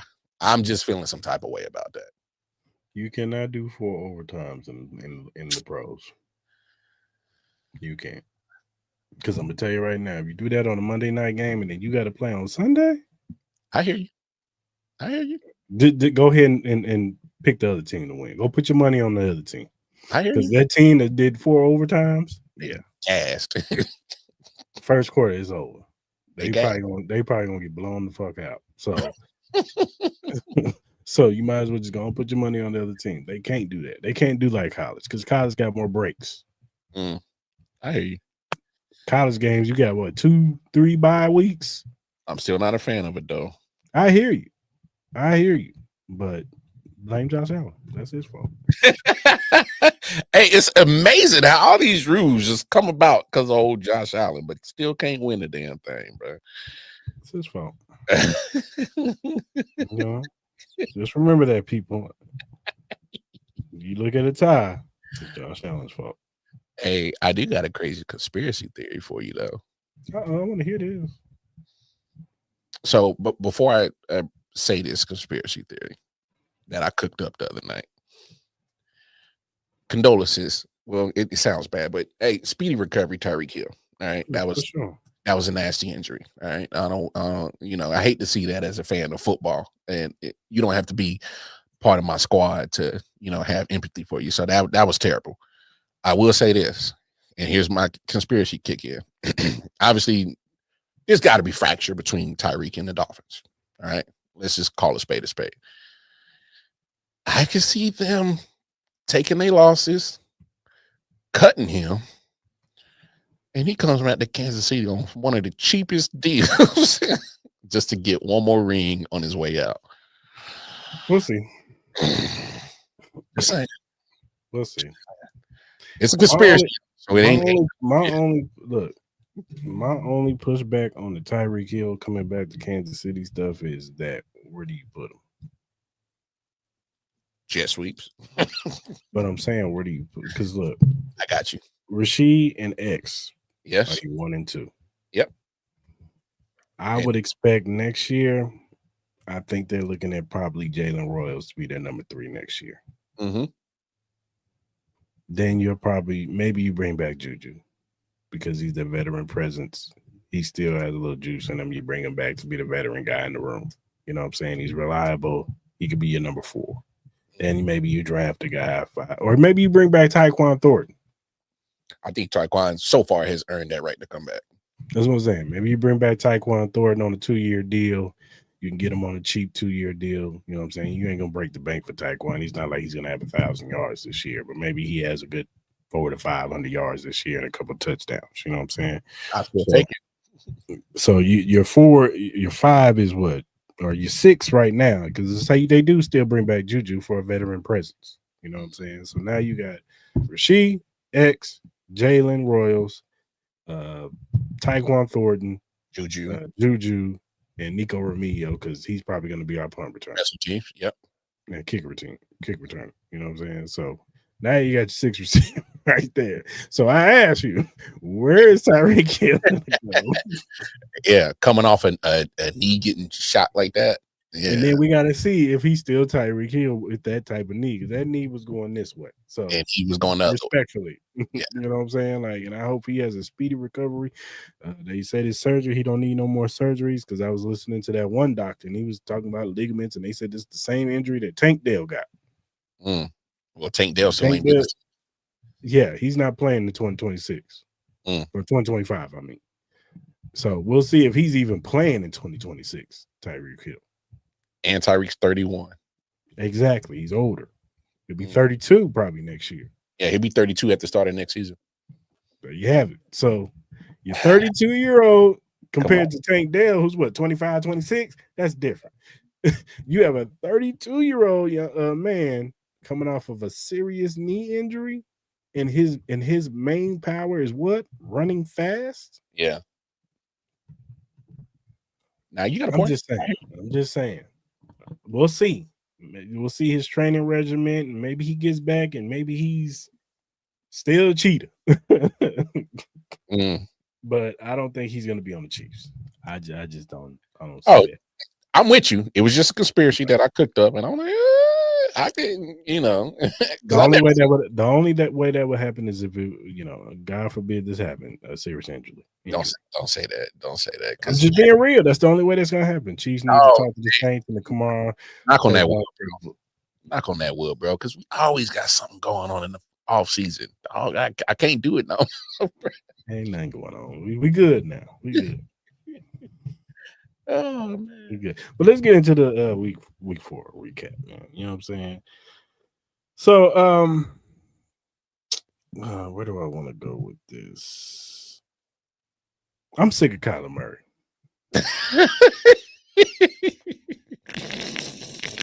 This is his last year on the Cardinals. Damn, like that? And look, I know Marvin Harrison dropped some passes. I know. But he got better in the second half. He caught that touchdown. You could tell when he caught that touchdown. He was relieved. He's like, thank you, Jesus. He started like a mug. I think he almost cried. Like, seriously. I think he almost cried. But I'm sick of Kyler Murray. He be throwing some bad picks, man. And the bad times, too. And they still had a chance to win that game. The dumbass kicker kicked it in the damn. What are you doing, man? Kicked it right out of the striking area, and they got the ball at the 4. I knew when they got the ball at the 4, I was like, they're going to keep the field going well. It's over. And Seahawks, I'm just saying, I ain't saying they Super Bowl contenders. No. But they scary in the NFC. That defense is real. Yeah. I bet you the Ravens wish they still have McDonald's still. You see the difference, don't you? Exactly. You see the difference, respectfully, Zach Orr, but I'm just saying, I bet you they wish they still had him. That defense is really good. JSN is ascending. Nah, he's for real. JSN is ascending. These damn Ohio State wide receivers, man. They like just that, bro. So he balling. Cooper Kupp is still a good number 2. Yeah, he's putting in where he needs to. Obviously, you're not going to get the same Cooper Kupp. And remember the name Torrey Horton, the other wide receiver. He was like that at Colorado State. I watched him. He used to cook UNLV all the time. So I know. So, but he's real. And then that running game, Kenneth Walker. The only thing about the running game is Kenneth Walker and Charbonnet. Can y'all stay healthy and stay consistent? Yeah, stay healthy. I like that tight end, AJ Barn. I never heard of him too. I like him. Him too. I like him. He's another weapon. And like we said earlier, you put some stuff around. I bet you the Vikings still wish they had Sam Darnold. Yeah. Shout out to my man Trey. He put on Twitter the other day. He was like, "Oh, they can't get what's his name, McCartney back quick enough." I said, "He ain't no better." Yeah, he don't see Carson Wentz in there. You want JJ McCarthy back? JJ had one good, and I was like, "Damn, okay, JJ." I was like, "Man, 3 quarters, man. You've been trash, but man, I could build on what you." I can build on that 4th quarter. I can build off that 4th quarter, but then the next game, it was like all over again. I was yeah. Doom, doom, doom, doom. That's what it was.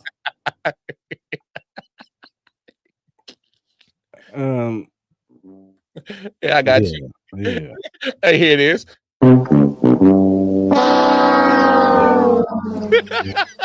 It was all good about a week ago.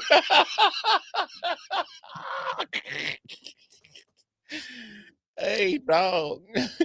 Hey, free my man AJ Brown, man. He's so miserable right now. Hey, can we talk about that? Because here's my thing, see, and maybe it's just me. If I'm getting paid handsomely, which he is, and I just won a Super Bowl, which he did, and we're winning, which they are, and they still have a chance to still be in a Super Bowl conversation, which they are. Look, I get it. Players, especially wide receivers, they want to be part of it. I understand that.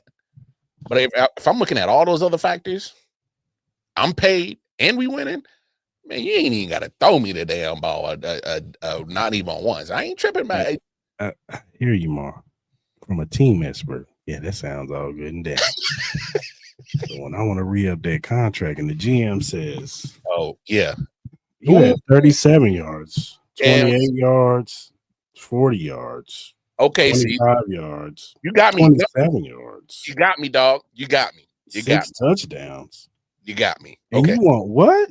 You got me. I hear you. I hear you. I hear you. You want what, AJ? Point taken.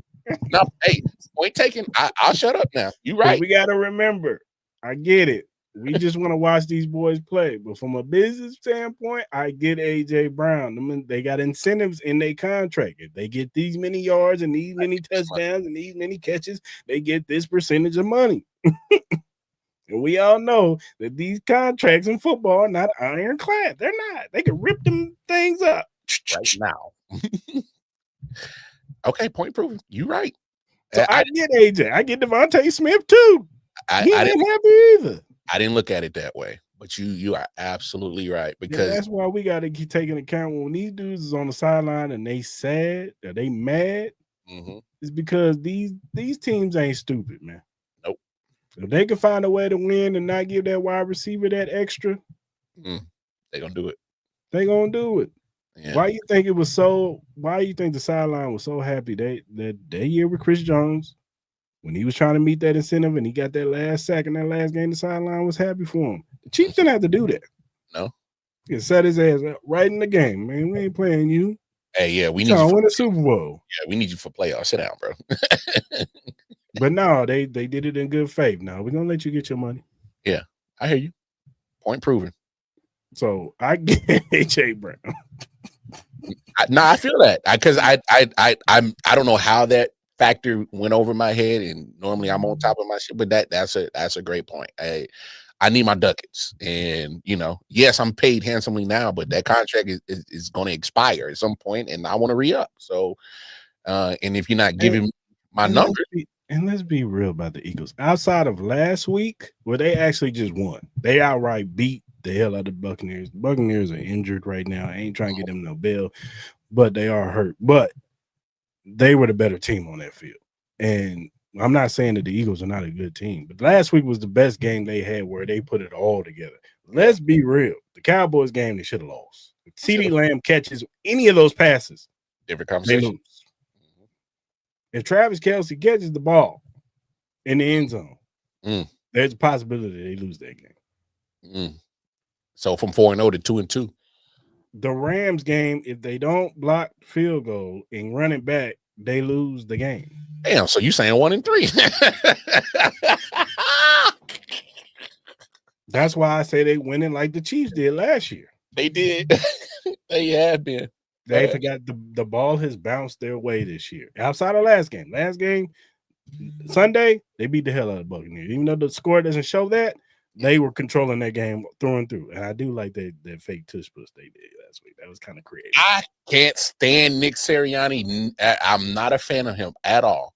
But I just got to give credit when credit was due. When I saw them go in that tush push formation, and then next thing you know, here comes Saquon and sweep to the left. And they was mocking the lead. They was like, "Oh, you don't like this?" Exactly. That ass. That ass. But that brings another element to that team right there on just that one play. Because now you like, all right. So are they really going to tush push it? So now we got to outside contain. Now you might see Dallas Goedert. AJ Brown, maybe. I don't know. Devontae Smith on the jet sweep, almost out of that formation. Maybe. They don't like to get the ball to wide receivers. I swear that what's his name is throwing some here damn balls on Sunday. Like here, damn man, damn here. Because Jalen, he missed a wide open wide receiver. Like they was all following AJ Brown, and the wide receiver broke out of the back. Man, he was wide open, and he missed him because he was staring right at AJ Brown. The Lions are coming, y'all. They nasty, bro. I feel bad. And that Cleveland defense is really good, but that Joe Flacco, if he does, he just likes giving the ball away. It looks like Dylan Gabriel is going to be starting, which means by week 7, Shador should be starting. So why were they over Joe for so long? Goodness gracious. The coaches are stubborn, man. They're stubborn. That's crazy, bro. Yeah. All right, Mar. You got me. No, you got me, man. I'm gonna say something. I was wrong about the Panthers.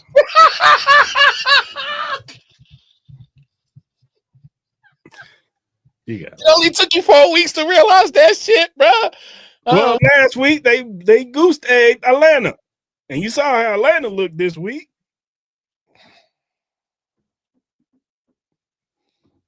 Man, that felt good to hear you say that. Say it again. You might be right about that. Bryce Young is not it. He's not it.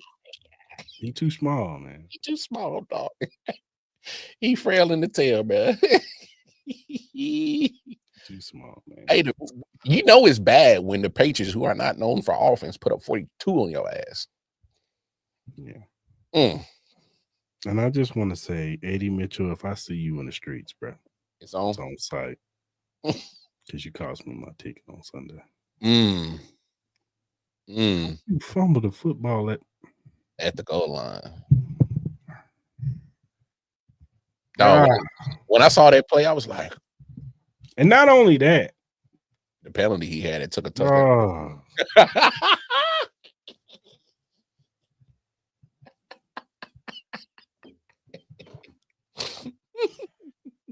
And hey, man, prayers to my man Cam Ward, man. Oh no, my man got it. That man got on that press conference and said, "Hey, man, yes." You can't say that when you're the quarterback. You can't." But I applaud his honesty. I do. I really do. Patrick Mahomes would have never said that, or any other time. Josh Allen, none of them. They would have never said that. If even Lamar Jackson wouldn't have said that. Hey, for him to say that. But he too thorough, man. He is. That's why I ride with Cam Ward. I think Cam Ward is talented. I just think they need to put a team around him. They need to get rid of their head coach. Well, Callahan ain't it. I'm sorry, he's not. Yeah, but we knew what this was. I do. I'm not saying that the Titans are gonna make the play. Let me be clear. I didn't think they was gonna make the playoffs and make no noise this year. And we knew this was gonna be a bad team. The offensive line is terrible. They paid Dan Moore all that money just for him to get his ass kicked consistently every week. Thank God that the Chiefs didn't pay him no money to try to bring him over to be our left tackle. Boy, oh boy, he is getting smoked consistently every week. That's why the Steelers was like, nah, we good. We good. Dog, because we be having a whole vibe change right now. Dan Moore was on this one. Thank you, Brett. Getting talking off that. Come on, gotta talk. But my thing is, and here's what I'm worried about with Cam Ward, because he is so talented and he wants to win. He does. But you're not gonna be doing not a lot of that for this year and presumably next year. You don't be doing a lot of that. And they got to fix that offensive line next year. They got to get him some weapons. Calvin really ain't it, bro. Yeah, number 2. That ain't it. All right. Okonkwo, I think I probably butchered his name, the tight end. He's solid, but he still needs some growth. My thing is that obviously Tony Pollard can only do so much, but it sucks that they lost Spears for the season. That didn't help him. Hey, Tony Pollard, you want to come be a Chief? Anyway, go ahead, Mark. But it's just the main thing that I'm worried about with Cam is that because he's in a bed of losing and bad football and bad everything, that is going to seep into him, and I don't want that.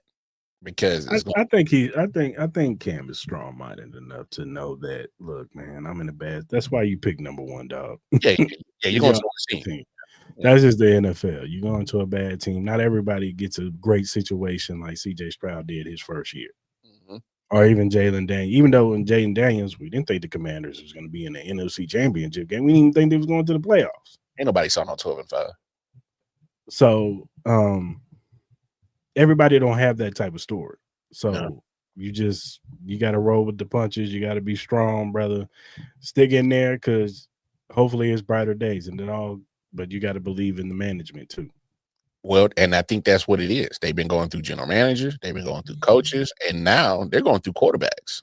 From Ryan Tannehill to Mariota, Levis. I knew Levis was going to be a bum. Well, yeah, but I mean, they gave him 2 years and they said, nah, we good. So yeah. Now Cam Ward is almost in a situation where it's like, damn, I'm going to a franchise that's been having this revolving door. Like, gonna happen to me. Because then I would hate for a GM to say, oh, Cam ain't got it. 2-3 years in Tennessee and just look at him. He's look at the man's circumstances. They ain't the man. I mean, you can say that about a lot of players. You know what I'm saying? How many quarterbacks have come to this league, get picked on a bad team, a bad organization, and then possibly go somewhere else? Baker Mayfield. Prime example. Baker Mayfield. He was on the Browns, first overall pick. They went to the playoffs, won a playoff game and everything, and damn near almost beat the Chiefs in the divisional round. And then after that, Odell Beckham's dad put out a mixtape of all the Baker Mayfield misses that he missed his son wide open. And they was like, nah, we good on Baker. Then Baker went to the Rams. He went to the Panthers. Yep. And then finally you got to Tampa Bay, and they had a good team, and offensive line, and weapons, and you saw how Baker Mayfield looked. Hey, one of my favorite quarterbacks right now. Sam Darnold went to the Vikings. Mm-hmm. Got nice offensive line, great weapons. Great weapons. And good coaching. You right, Joe. Matthew Stafford went from Detroit to the Rams and won a Super Bowl. Instantly. Got what a great coach, Sean McVay. Mm-hmm. Praying to God that he comes to Kansas City one day. When Andy Reid retires, of course. Boy, imagine what Sean McVay do with Patrick Mahomes, dog. I saw that look on your face, dog. Never mind. No, don't do that. I already know where you was going. Don't do that. Don't do that. You about to have the kingdom in our DMs like a motherfucker, dog. Never mind. I ain't gonna say that. Don't do that. Keep that one off air, dog. But yeah, man. I'm just saying, you put a quarterback in a good situation, you see what happens. Mm-hmm. Like I said, Cam he's just gonna have to. Hey, he ain't the first quarterback. They gotta weather the storm. Yeah, he ain't gonna be the last. Nope. You get picked first overall, you gotta go to a bad team, bro. Then you just gotta go through the warp. You know what I'm saying? And then next year, hopefully, this organization they see something in you enough to put some weapons around you. Get your wide receiver one. Maybe they trade for a DJ Moore or somebody like that. And get him a right tackle. Get him a right tackle. Maybe in the left. Because he's all right. You know, everything looks bad when everything's going bad. So it's kind of hard to find the diamonds in the rough and everything look like doo-doo. Yeah. I just want to give my condolences to Geno Smith and the Raiders. Boy, oh boy. Yeah. My man Ashton Genty had the game of his life and had the big middle finger to Ryan Clark. And still lost. This man Geno was giving out gifts. Hey, he was looking like Black Santa Claus, bro. From the first snap. I don't know what my man Geno be seeing out there. He looking right at the dude. And just throws it right to him. That boy emptied the bag like Black Santa. Then it was like, all right, they calmed down a little bit. They got a nice little drive at the half, blah, blah, blah. And here come Geno. Started the third quarter. This man throws a pick, boy. I just texted my boy Miles. Like, I'm sorry, man. I'm sorry. Hey, you text Miles, said condolences, bro. I said I'm sorry, man. He already said he was done, but I was like, damn, it only took 4 weeks. Well, he's like, he ready for his Lakers to go. But you know what's crazy? And I didn't think the Raiders were going to be good, but man, look at their schedule before they get to Kansas City. Y'all couldn't manage that. That's what I'm really tripping at. And the crazy part is their defense is actually not playing too bad. Yes. In these first 4 weeks, outside of a few other, I mean, I just think it got out of hand because the offense couldn't do nothing. The defense could only hold on for so long. But I think the defense has been playing particularly well for them to win some of these games. You know what I'm saying? Like the Chargers game, yeah, they were in it, and they probably could have won that game, but gave it up. They should be Chicago. They should have blown Chicago out the door. Hey, because they got weapons on that offense. The offensive line is terrible, but that offense is good. They got weapons. Jacoby Myers is a good wide receiver. Brock Myers might be the best tight end in the league right now.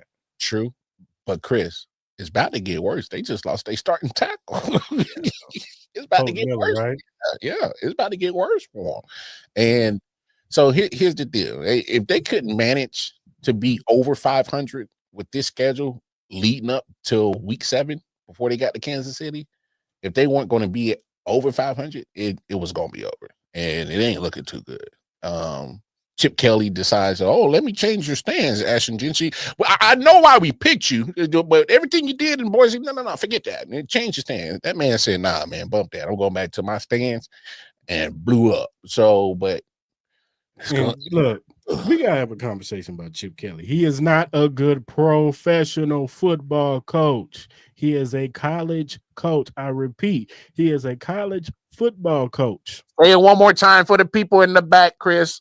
He is a college football coach. When the Florida Gators or whoever big school fires their coach next year, he will be on their first plane smoking. I guarantee you. Chip Kelly will probably be the head coach of the Florida Gators next year. Well, actually, I got one better for you. He gonna be a college coach by November because there's gonna be somebody's gonna get fired. Well, he probably will. I think fired the coach at Arkansas, so he might be in Arkansas. Hey, by Thanksgiving, he might have a job lined up, bro. But all I'm saying is, yeah, Chip Kelly is not a good. He's not. And look, man, Pete Carroll old, man. I'm surprised he came back. He old, man. You got to be with the times, man. And I think he tried to do that with Chip Kelly, but like I said, Chip Kelly ain't a professional offensive coordinator. He's just not. Mm-hmm. Why don't you go get you like a Pep Hamilton or somebody like that? Shit, I hate to say it, they could have done better with Eric Bieniemy. I'm just saying. But yeah, it's not looking good. It's not looking good for the Raiders, man. Max is gonna be asking for a trade soon. I don't know. He just read up. It don't matter. He gotta get out of there. It don't matter. You think New England wouldn't take him right now? Dog. There's a lot of you think Washington Commanders wouldn't be like a first and a third right now? I'll take him. Hey, there's a lot of teams that take Max Crosby would change life for their Commanders defense. Shit. I might say something crazy, but I'd take Max Crosby and give you George and Charlie O right now. Man, the Raiders will never do that. No, I knew they wouldn't. But no. Hold on. Texas. Hold on. You can't put it past them because Raiders do Raiders stuff. But I get what you're saying. I get what you're saying. They'd be like, man, give me 3 first-round picks. And Brett Beach be like, get the hell out of my face. Out of my face. Hey, but the Commanders, I can see it. New England, I can see it. I definitely can see it. So hell, Dallas. Well, I don't know about that one. No, they need pass rush, bro. Yeah, but they need pass rush. Terry don't want to pay nobody. Well, technically, I mean, he and I think that's counterproductive. You should have just paid Micah.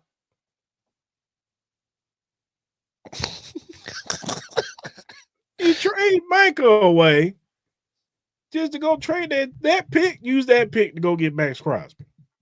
I hear you. Come on, Jerry. Get it together, Jerry. And why Jerry get on that screen with that big old bump on his lip, dog? Yeah, a little bit too much fun last night.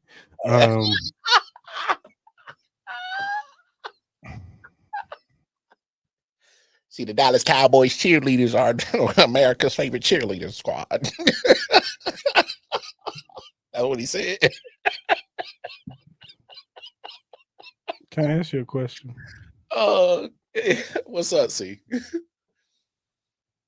Are the Packers fools gold? Man, I was just having this conversation with the homies at the work today. Like, how the hell y'all look like one of the best defenses in 3 weeks? And then they just literally just sat there and shit the bed against Dallas. And it's not like Dallas offense is blazing.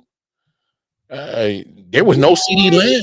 There was no CD Lamb. Yeah, you know what? But I mean, George Pickens is still a number 1 wide receiver. Let's not do that to George. No, I'm not throwing shade on George. I'm just saying, if you got 2 number 1s on your team, that makes a problem to cover. All right, it does. But George is just a problem in his own right. George is catching everything in his vicinity for the most part. Can I say something? And I might be wrong. In the 2 weeks, I might be eating crow. But can we give Brian Schottenheimer a little bit of love? Because his offense has not looked bad this year. It hasn't. And I was surprised on how good he actually has his offense going. And I was, because obviously, Chiefs Kingdom, we are familiar with the Schottenheimer name, is very conservative. All right. Yeah. And I thought he was going to do the same thing, but he's actually modernized the conservative offense. And I'm kind of like, well, damn. Well, like this offense, as like we not seeing Dak Prescott getting all his stats and yards off of empty calories, like Shannon Sharp used to say. Like you wasn't padding his stats because the Cowboys are down by 30 points, and so here comes Dak, and you look at, and if you didn't watch the game, you look at the stat sheet. Oh yeah, 375 yards and 3 touchdowns. Yeah. How they lose? Cats was behind the whole game. Yeah. Like that Sunday night game was probably Dak's best game I've seen in a long time. Long time. Hey, I might throw a debate. It might have been his best game as a professional, but you know, it's up there because he played good enough for them to win that game. Yeah. So so say what you want. Yeah, I know they got they got blown out by Chicago. That's it, right? They got blown out by Chicago. They lost to Philly. And then they had to shoot out with the Giants. Yeah, they had to shoot out with the Giants. That's right. So, like I said, the offense been playing well. It's just they can't get a pass rush, Jerry. Imagine why they ain't got no pass rush. They just can't get a pass rush, Jerry. Hey, yo. But outside of that, the offense has been doing their job. So I got to get Brian Schottenheimer his. And then look, like I said, I could be eating crow. The Cowboys could be trash on offense a couple weeks, and I'd be like, well, I was wrong. But right now, you can't say that. Yeah. Their offense has been one of the better offenses in the league. Nah, no cap. I mean, we're talking a different tone if they beat the Eagles week 1. Yeah. And we might be looking like, oh, okay, I'm not saying Cowboys are Super Bowl contenders, but hey, they can challenge for that division. So, hey, I know, but I just gotta have a conversation about this Packers defense. I know Javonte Williams is like, hey, Brian, I like you, bro. I like Javonte. Look like Javonte. Thank you. I wish the Chiefs would have picked him up with Elijah Mitchell. Those subtle shots is crazy, bro. What?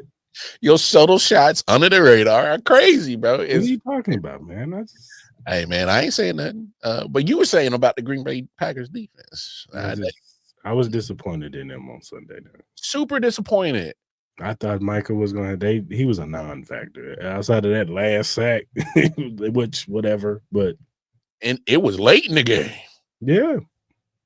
Hey, well, let's kind of be fair. Obviously, Schottenheimer was in the building around Micah, so he saw him up close and personal for the last couple of years. But even still, okay, they double team. They take Micah away. Where you at, Rashawn Gary? Ooh, that was the big one. That was the one that should have ate. What's his name? Wyatt, the dude in the middle. Where you at? Yeah. Yeah. And I must consistently say this about the Green Bay Packers. I think they're a very good team. I actually think Matt LaFleur is a good coach. They need a number 1 wide receiver. They got a whole bunch of 2s and 3s. Because you don't know. One week is Romeo Dobbs. He got 3 touchdowns. Then 1 week is Reed. And he got hurt. He out for the season, I think. Yeah. Christian Watson, he out. Yeah, I'm waiting for Matthew Golden to get going. I'm like, they're slowly trying to get him great. He had a big catch, but still, a whole bunch of 2s and 3s. Because Josh Jacobs is nice, and I actually like that Emmanuel Wilson kid too.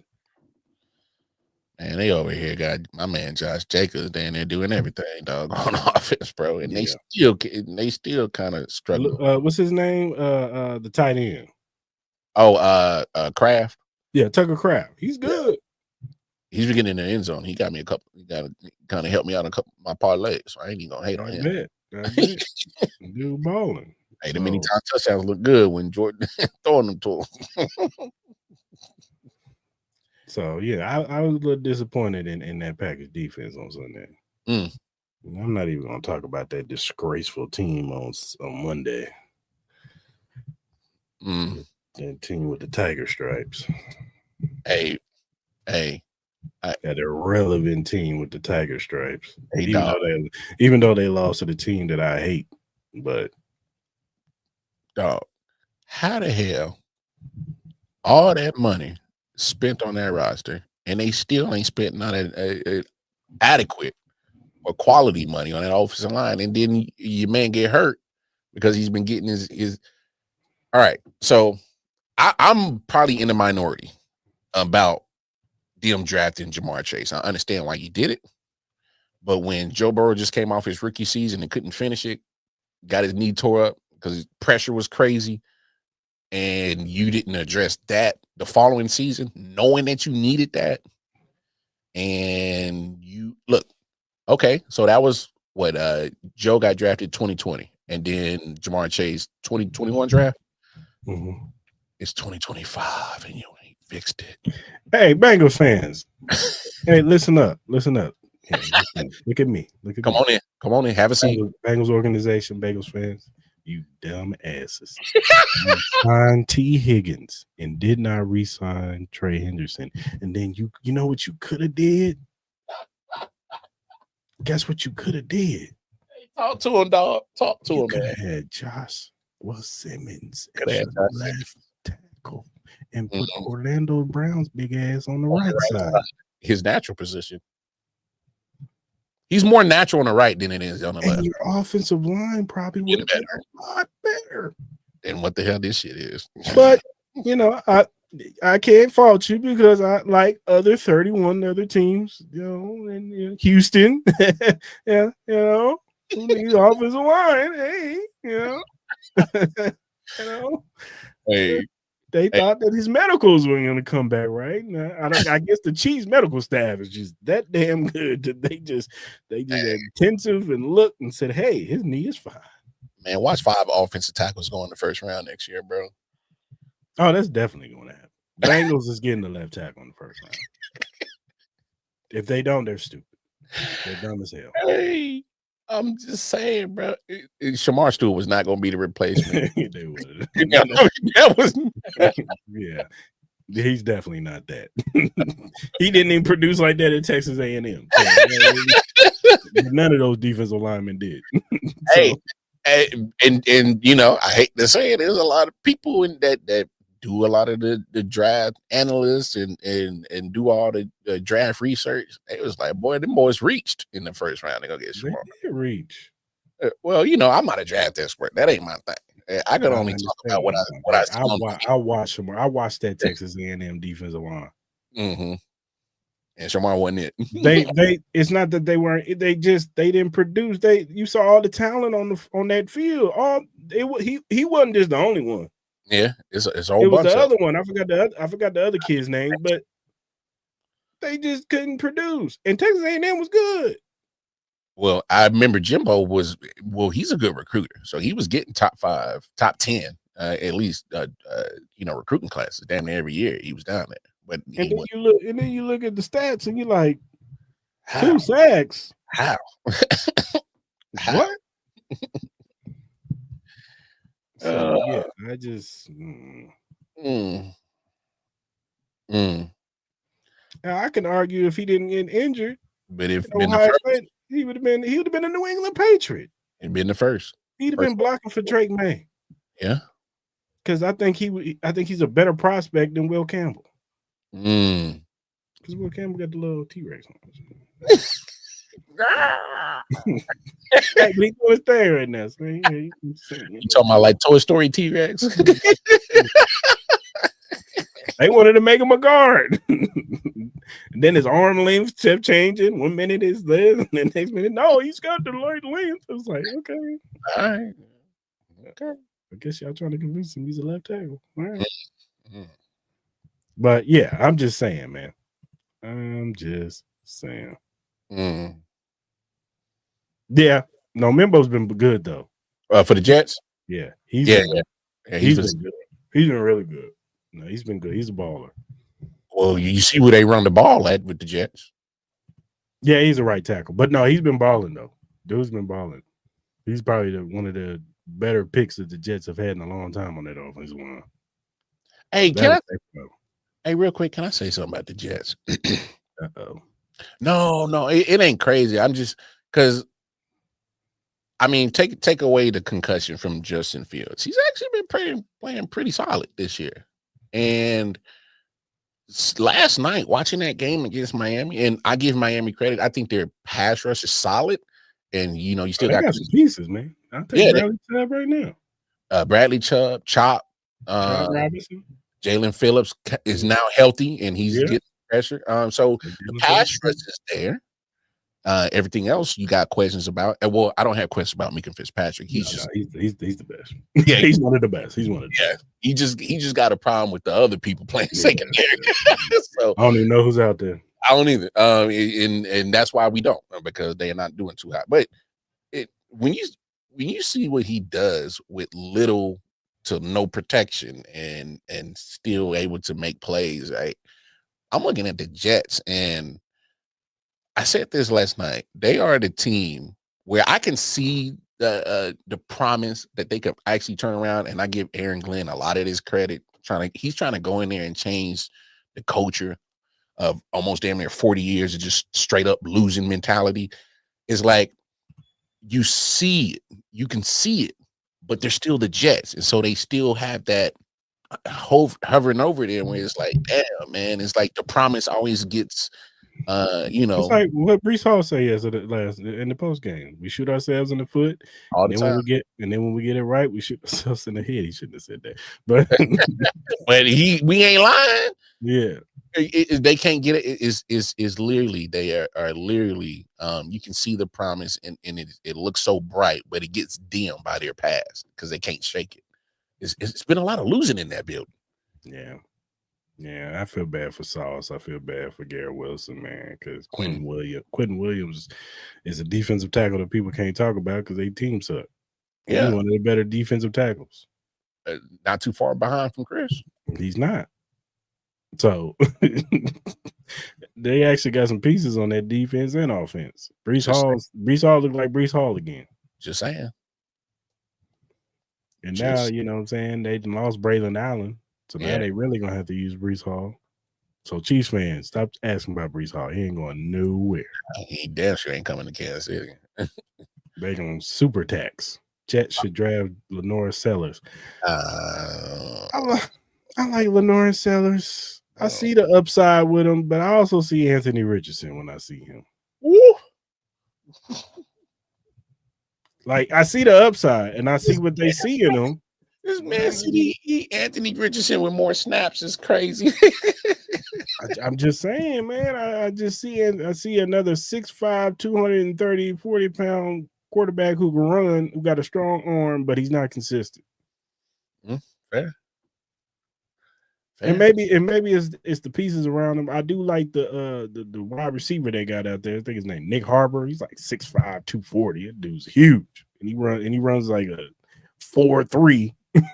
Ooh, you just put an idea in my head. Chiefs, you know how to solve your running back problems. There's a guy in Columbia, Missouri named Ahmad Hardy. I said that too, but he's only a sophomore, so he won't be out until 2027. Sorry. Damn. Yeah, I know.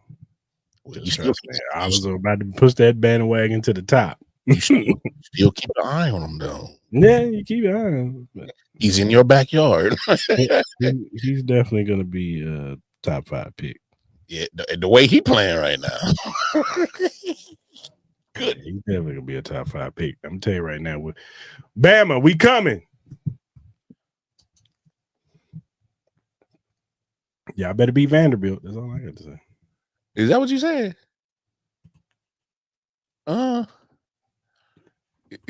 Wait, hold on. Say it. What'd you just say? I told them, Bama, we coming. And we know who ain't coming in them old raggedy ass chicken hawks. Why are you even bringing them up? Well, because we talking Mizzou, so I always got to throw my shade on Kansas, bro. Basketball school. Go to hell. I always got to talk my shit about the basketball school. Yeah, Jeremiah Love's gonna be a top 5 pick. He's out of there. You can keep that up. You don't even think about him. Hey, did you see what he just did last week? Mm-hmm. Dude's a baller. He's a beast. Hey, it is. Yeah, okay, but maybe I've been missing out on Jeremiah Love, but I always knew he was a great running back. But he did it all last week. He was like, "Oh, give me the rock out the backfield too. I'll catch it." He was doing that last year. He was their offensive piece last year. And I mean, they had the tight end. That was it. They don't make it to that national championship without him, bro. They don't, because the quarterback was terrible. That defense and him. Yeah, that defense and him. Jeremiah Love is out of here. Hey, you know how good Notre Dame would be if they lowered their academic standards, bro?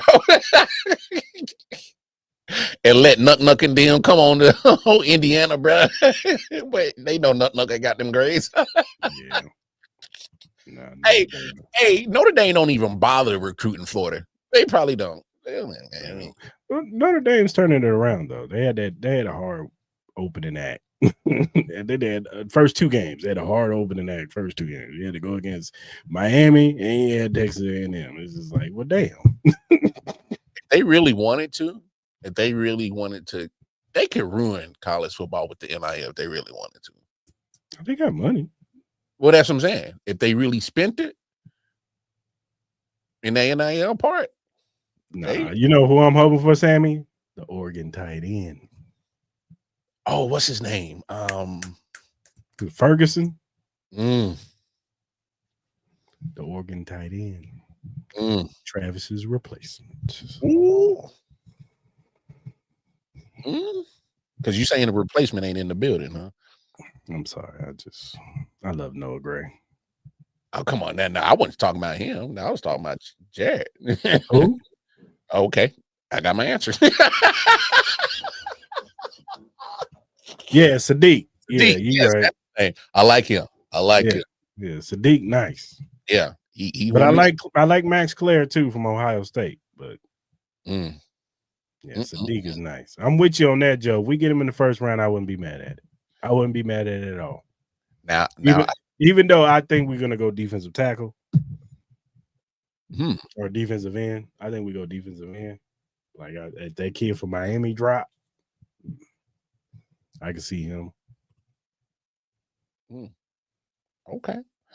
I would have loved to have Harold Fanning Jr., but neither here nor there. But I got to see what brings us to him. I like the talent, but I got to see it. I got to see it. That man got to get off the damn injury list first. Well, he's up. He can come on, but I don't think he is because we already got 4 tight ends already. We already got him. We already got Kelsey, Wiley, and yeah. Well, you know what? Hell, they probably will be. Yeah, probably cut your boy Elijah Mitchell.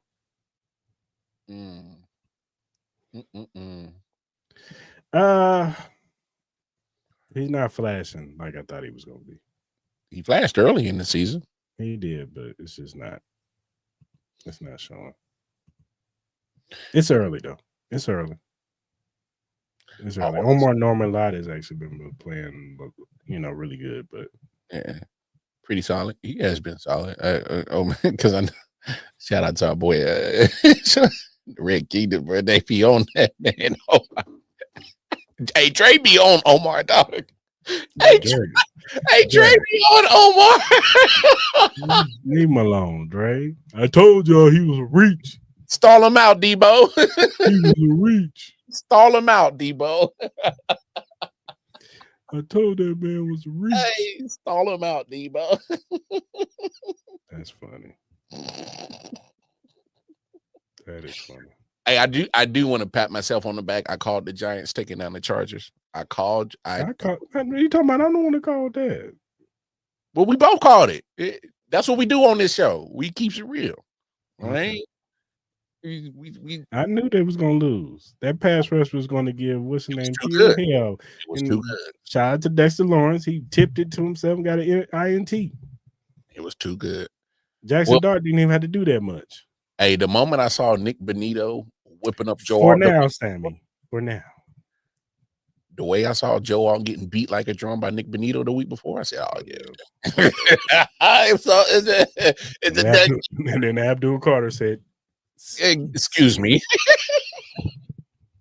And then Brian Burns was like, "Excuse me, my turn." Hey, sir, can you just move out the way, or I will have to forcibly move you. So what you want to do? We can do this the easy way. Hey Herbert, how you doing? How your family? How your family doing? How your family doing? How your family and them? Because we getting close and personal tonight, baby. Yeah. What you like to eat? You want me to DoorDash something? Yeah. Cause we're gonna get comfortable tonight. It's almost getting cold too. It's almost cuffing season. Hey, it's almost like when the club let out. Hey, you better get something before them lights cut on. Yeah. All right, man. I don't have anything else. Oh. Should be an interesting game next Monday. You know what I'm saying? We got another prime time. And then, guess what, kids? Talk to we him. got the Lions Sunday night. Ooh.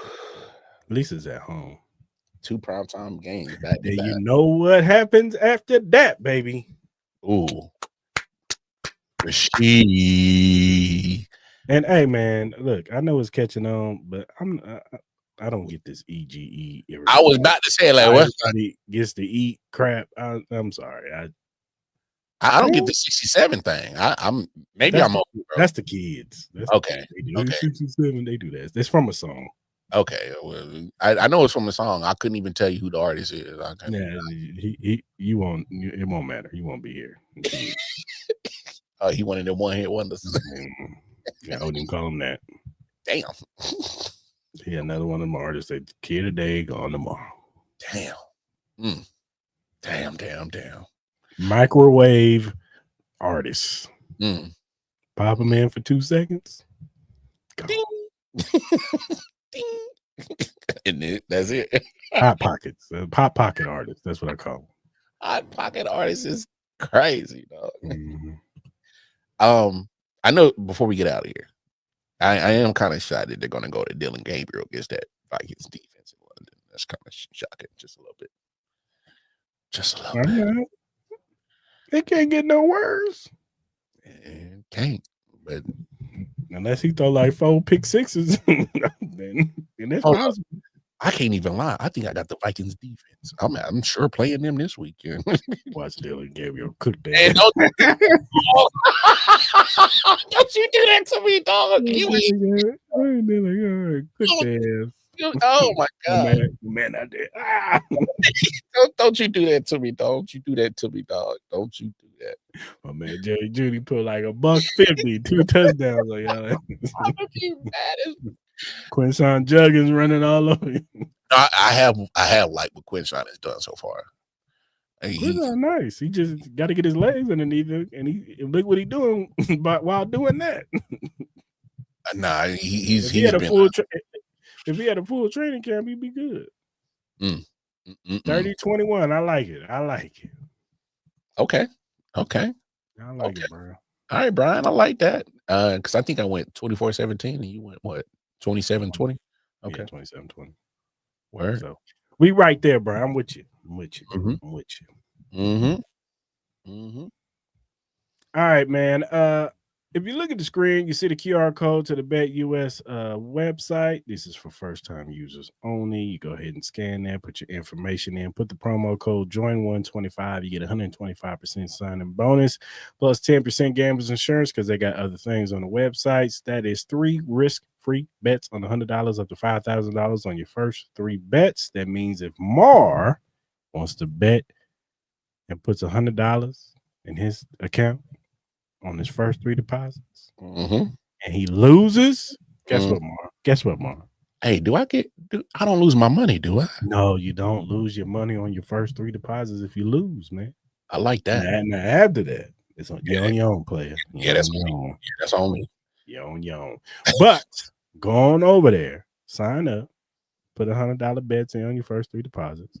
Hey, man, you might get lucky and win, but if you don't, guess what? Still keep your money. So sign up.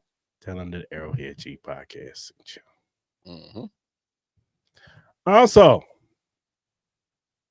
the Chiefs Kingdom Red Friday shirts are out. Go to our any of our social media and you'll see the link, the print and file link. Click on it. Go get your shirts. and $25 plus shipping and handling. We really appreciate it if you show your support. Mm-hmm. Go get your shirt, man. You be fresh for Red Friday. You know what I'm saying? Fresh Representing Chiefs Kingdom, you know? Fresh to death, like $1 million. Oh, yeah. I'm I got mine on right now. You know what hey. I got mine on right now. So you get to see what it look like. Bam. I like that. And whatever streaming platform that you use to listen to your podcast, we're available on Spotify, Apple, Google, Amazon, iHeartRadio. We're available on all streaming platforms. First time watchers on YouTube, hit that subscribe button, that like button, and notification button. So when we go live Tuesdays at 5:30 Central Standard Time, you can jump in the live like Joe did, Brian did, Sammy did, plethora of it. Dale, I saw Dale earlier coming up in here and giving his 2 cents. Jump in here, man. Talk about these topics with us. Give us your thoughts, man. If you agree with us, disagree with us, we want to hear from you. Just talk to us nice. That part. Because we don't, I'm gonna send Clarence comes back. Hey, and Unc be on one, dog. He did. No Paul Masson needed. And then Joe's coming right up behind you. Mm-hmm. Joe probably right. And he Paul Masson fuel. So imagine those two together coming after you. Might want to. So, but no, seriously, go ahead and follow us, man, and subscribe to the channel. And whatever social media platform you use, whether it be X, Instagram, TikTok, Threads, Twitch, Facebook, whatever you use to do your social media on, we are available at AH Chief Podcast. We're not Hollywood over here, you know what I'm saying? But Joe, what are we? Hey, we Hollywood. Yes, sir. But go ahead and follow us, man. If you have critiques, feedback, or you have a question or topic that is Chiefs related or NFL related, and we like said topic or question, we will bring it up. We'll shout you out because we want to show love to those who show love to us. So go ahead and hit us up via DM, email, or our mentions. My heart gets better. All right, Chiefs Kingdom. Hopefully, next Tuesday we are talking about another victory, and we'll be 3 wins in a row. Tree. You know what I'm saying? And then we're feeling good about the Chiefs heading into the line. So until next Tuesday, we are Go Chiefs.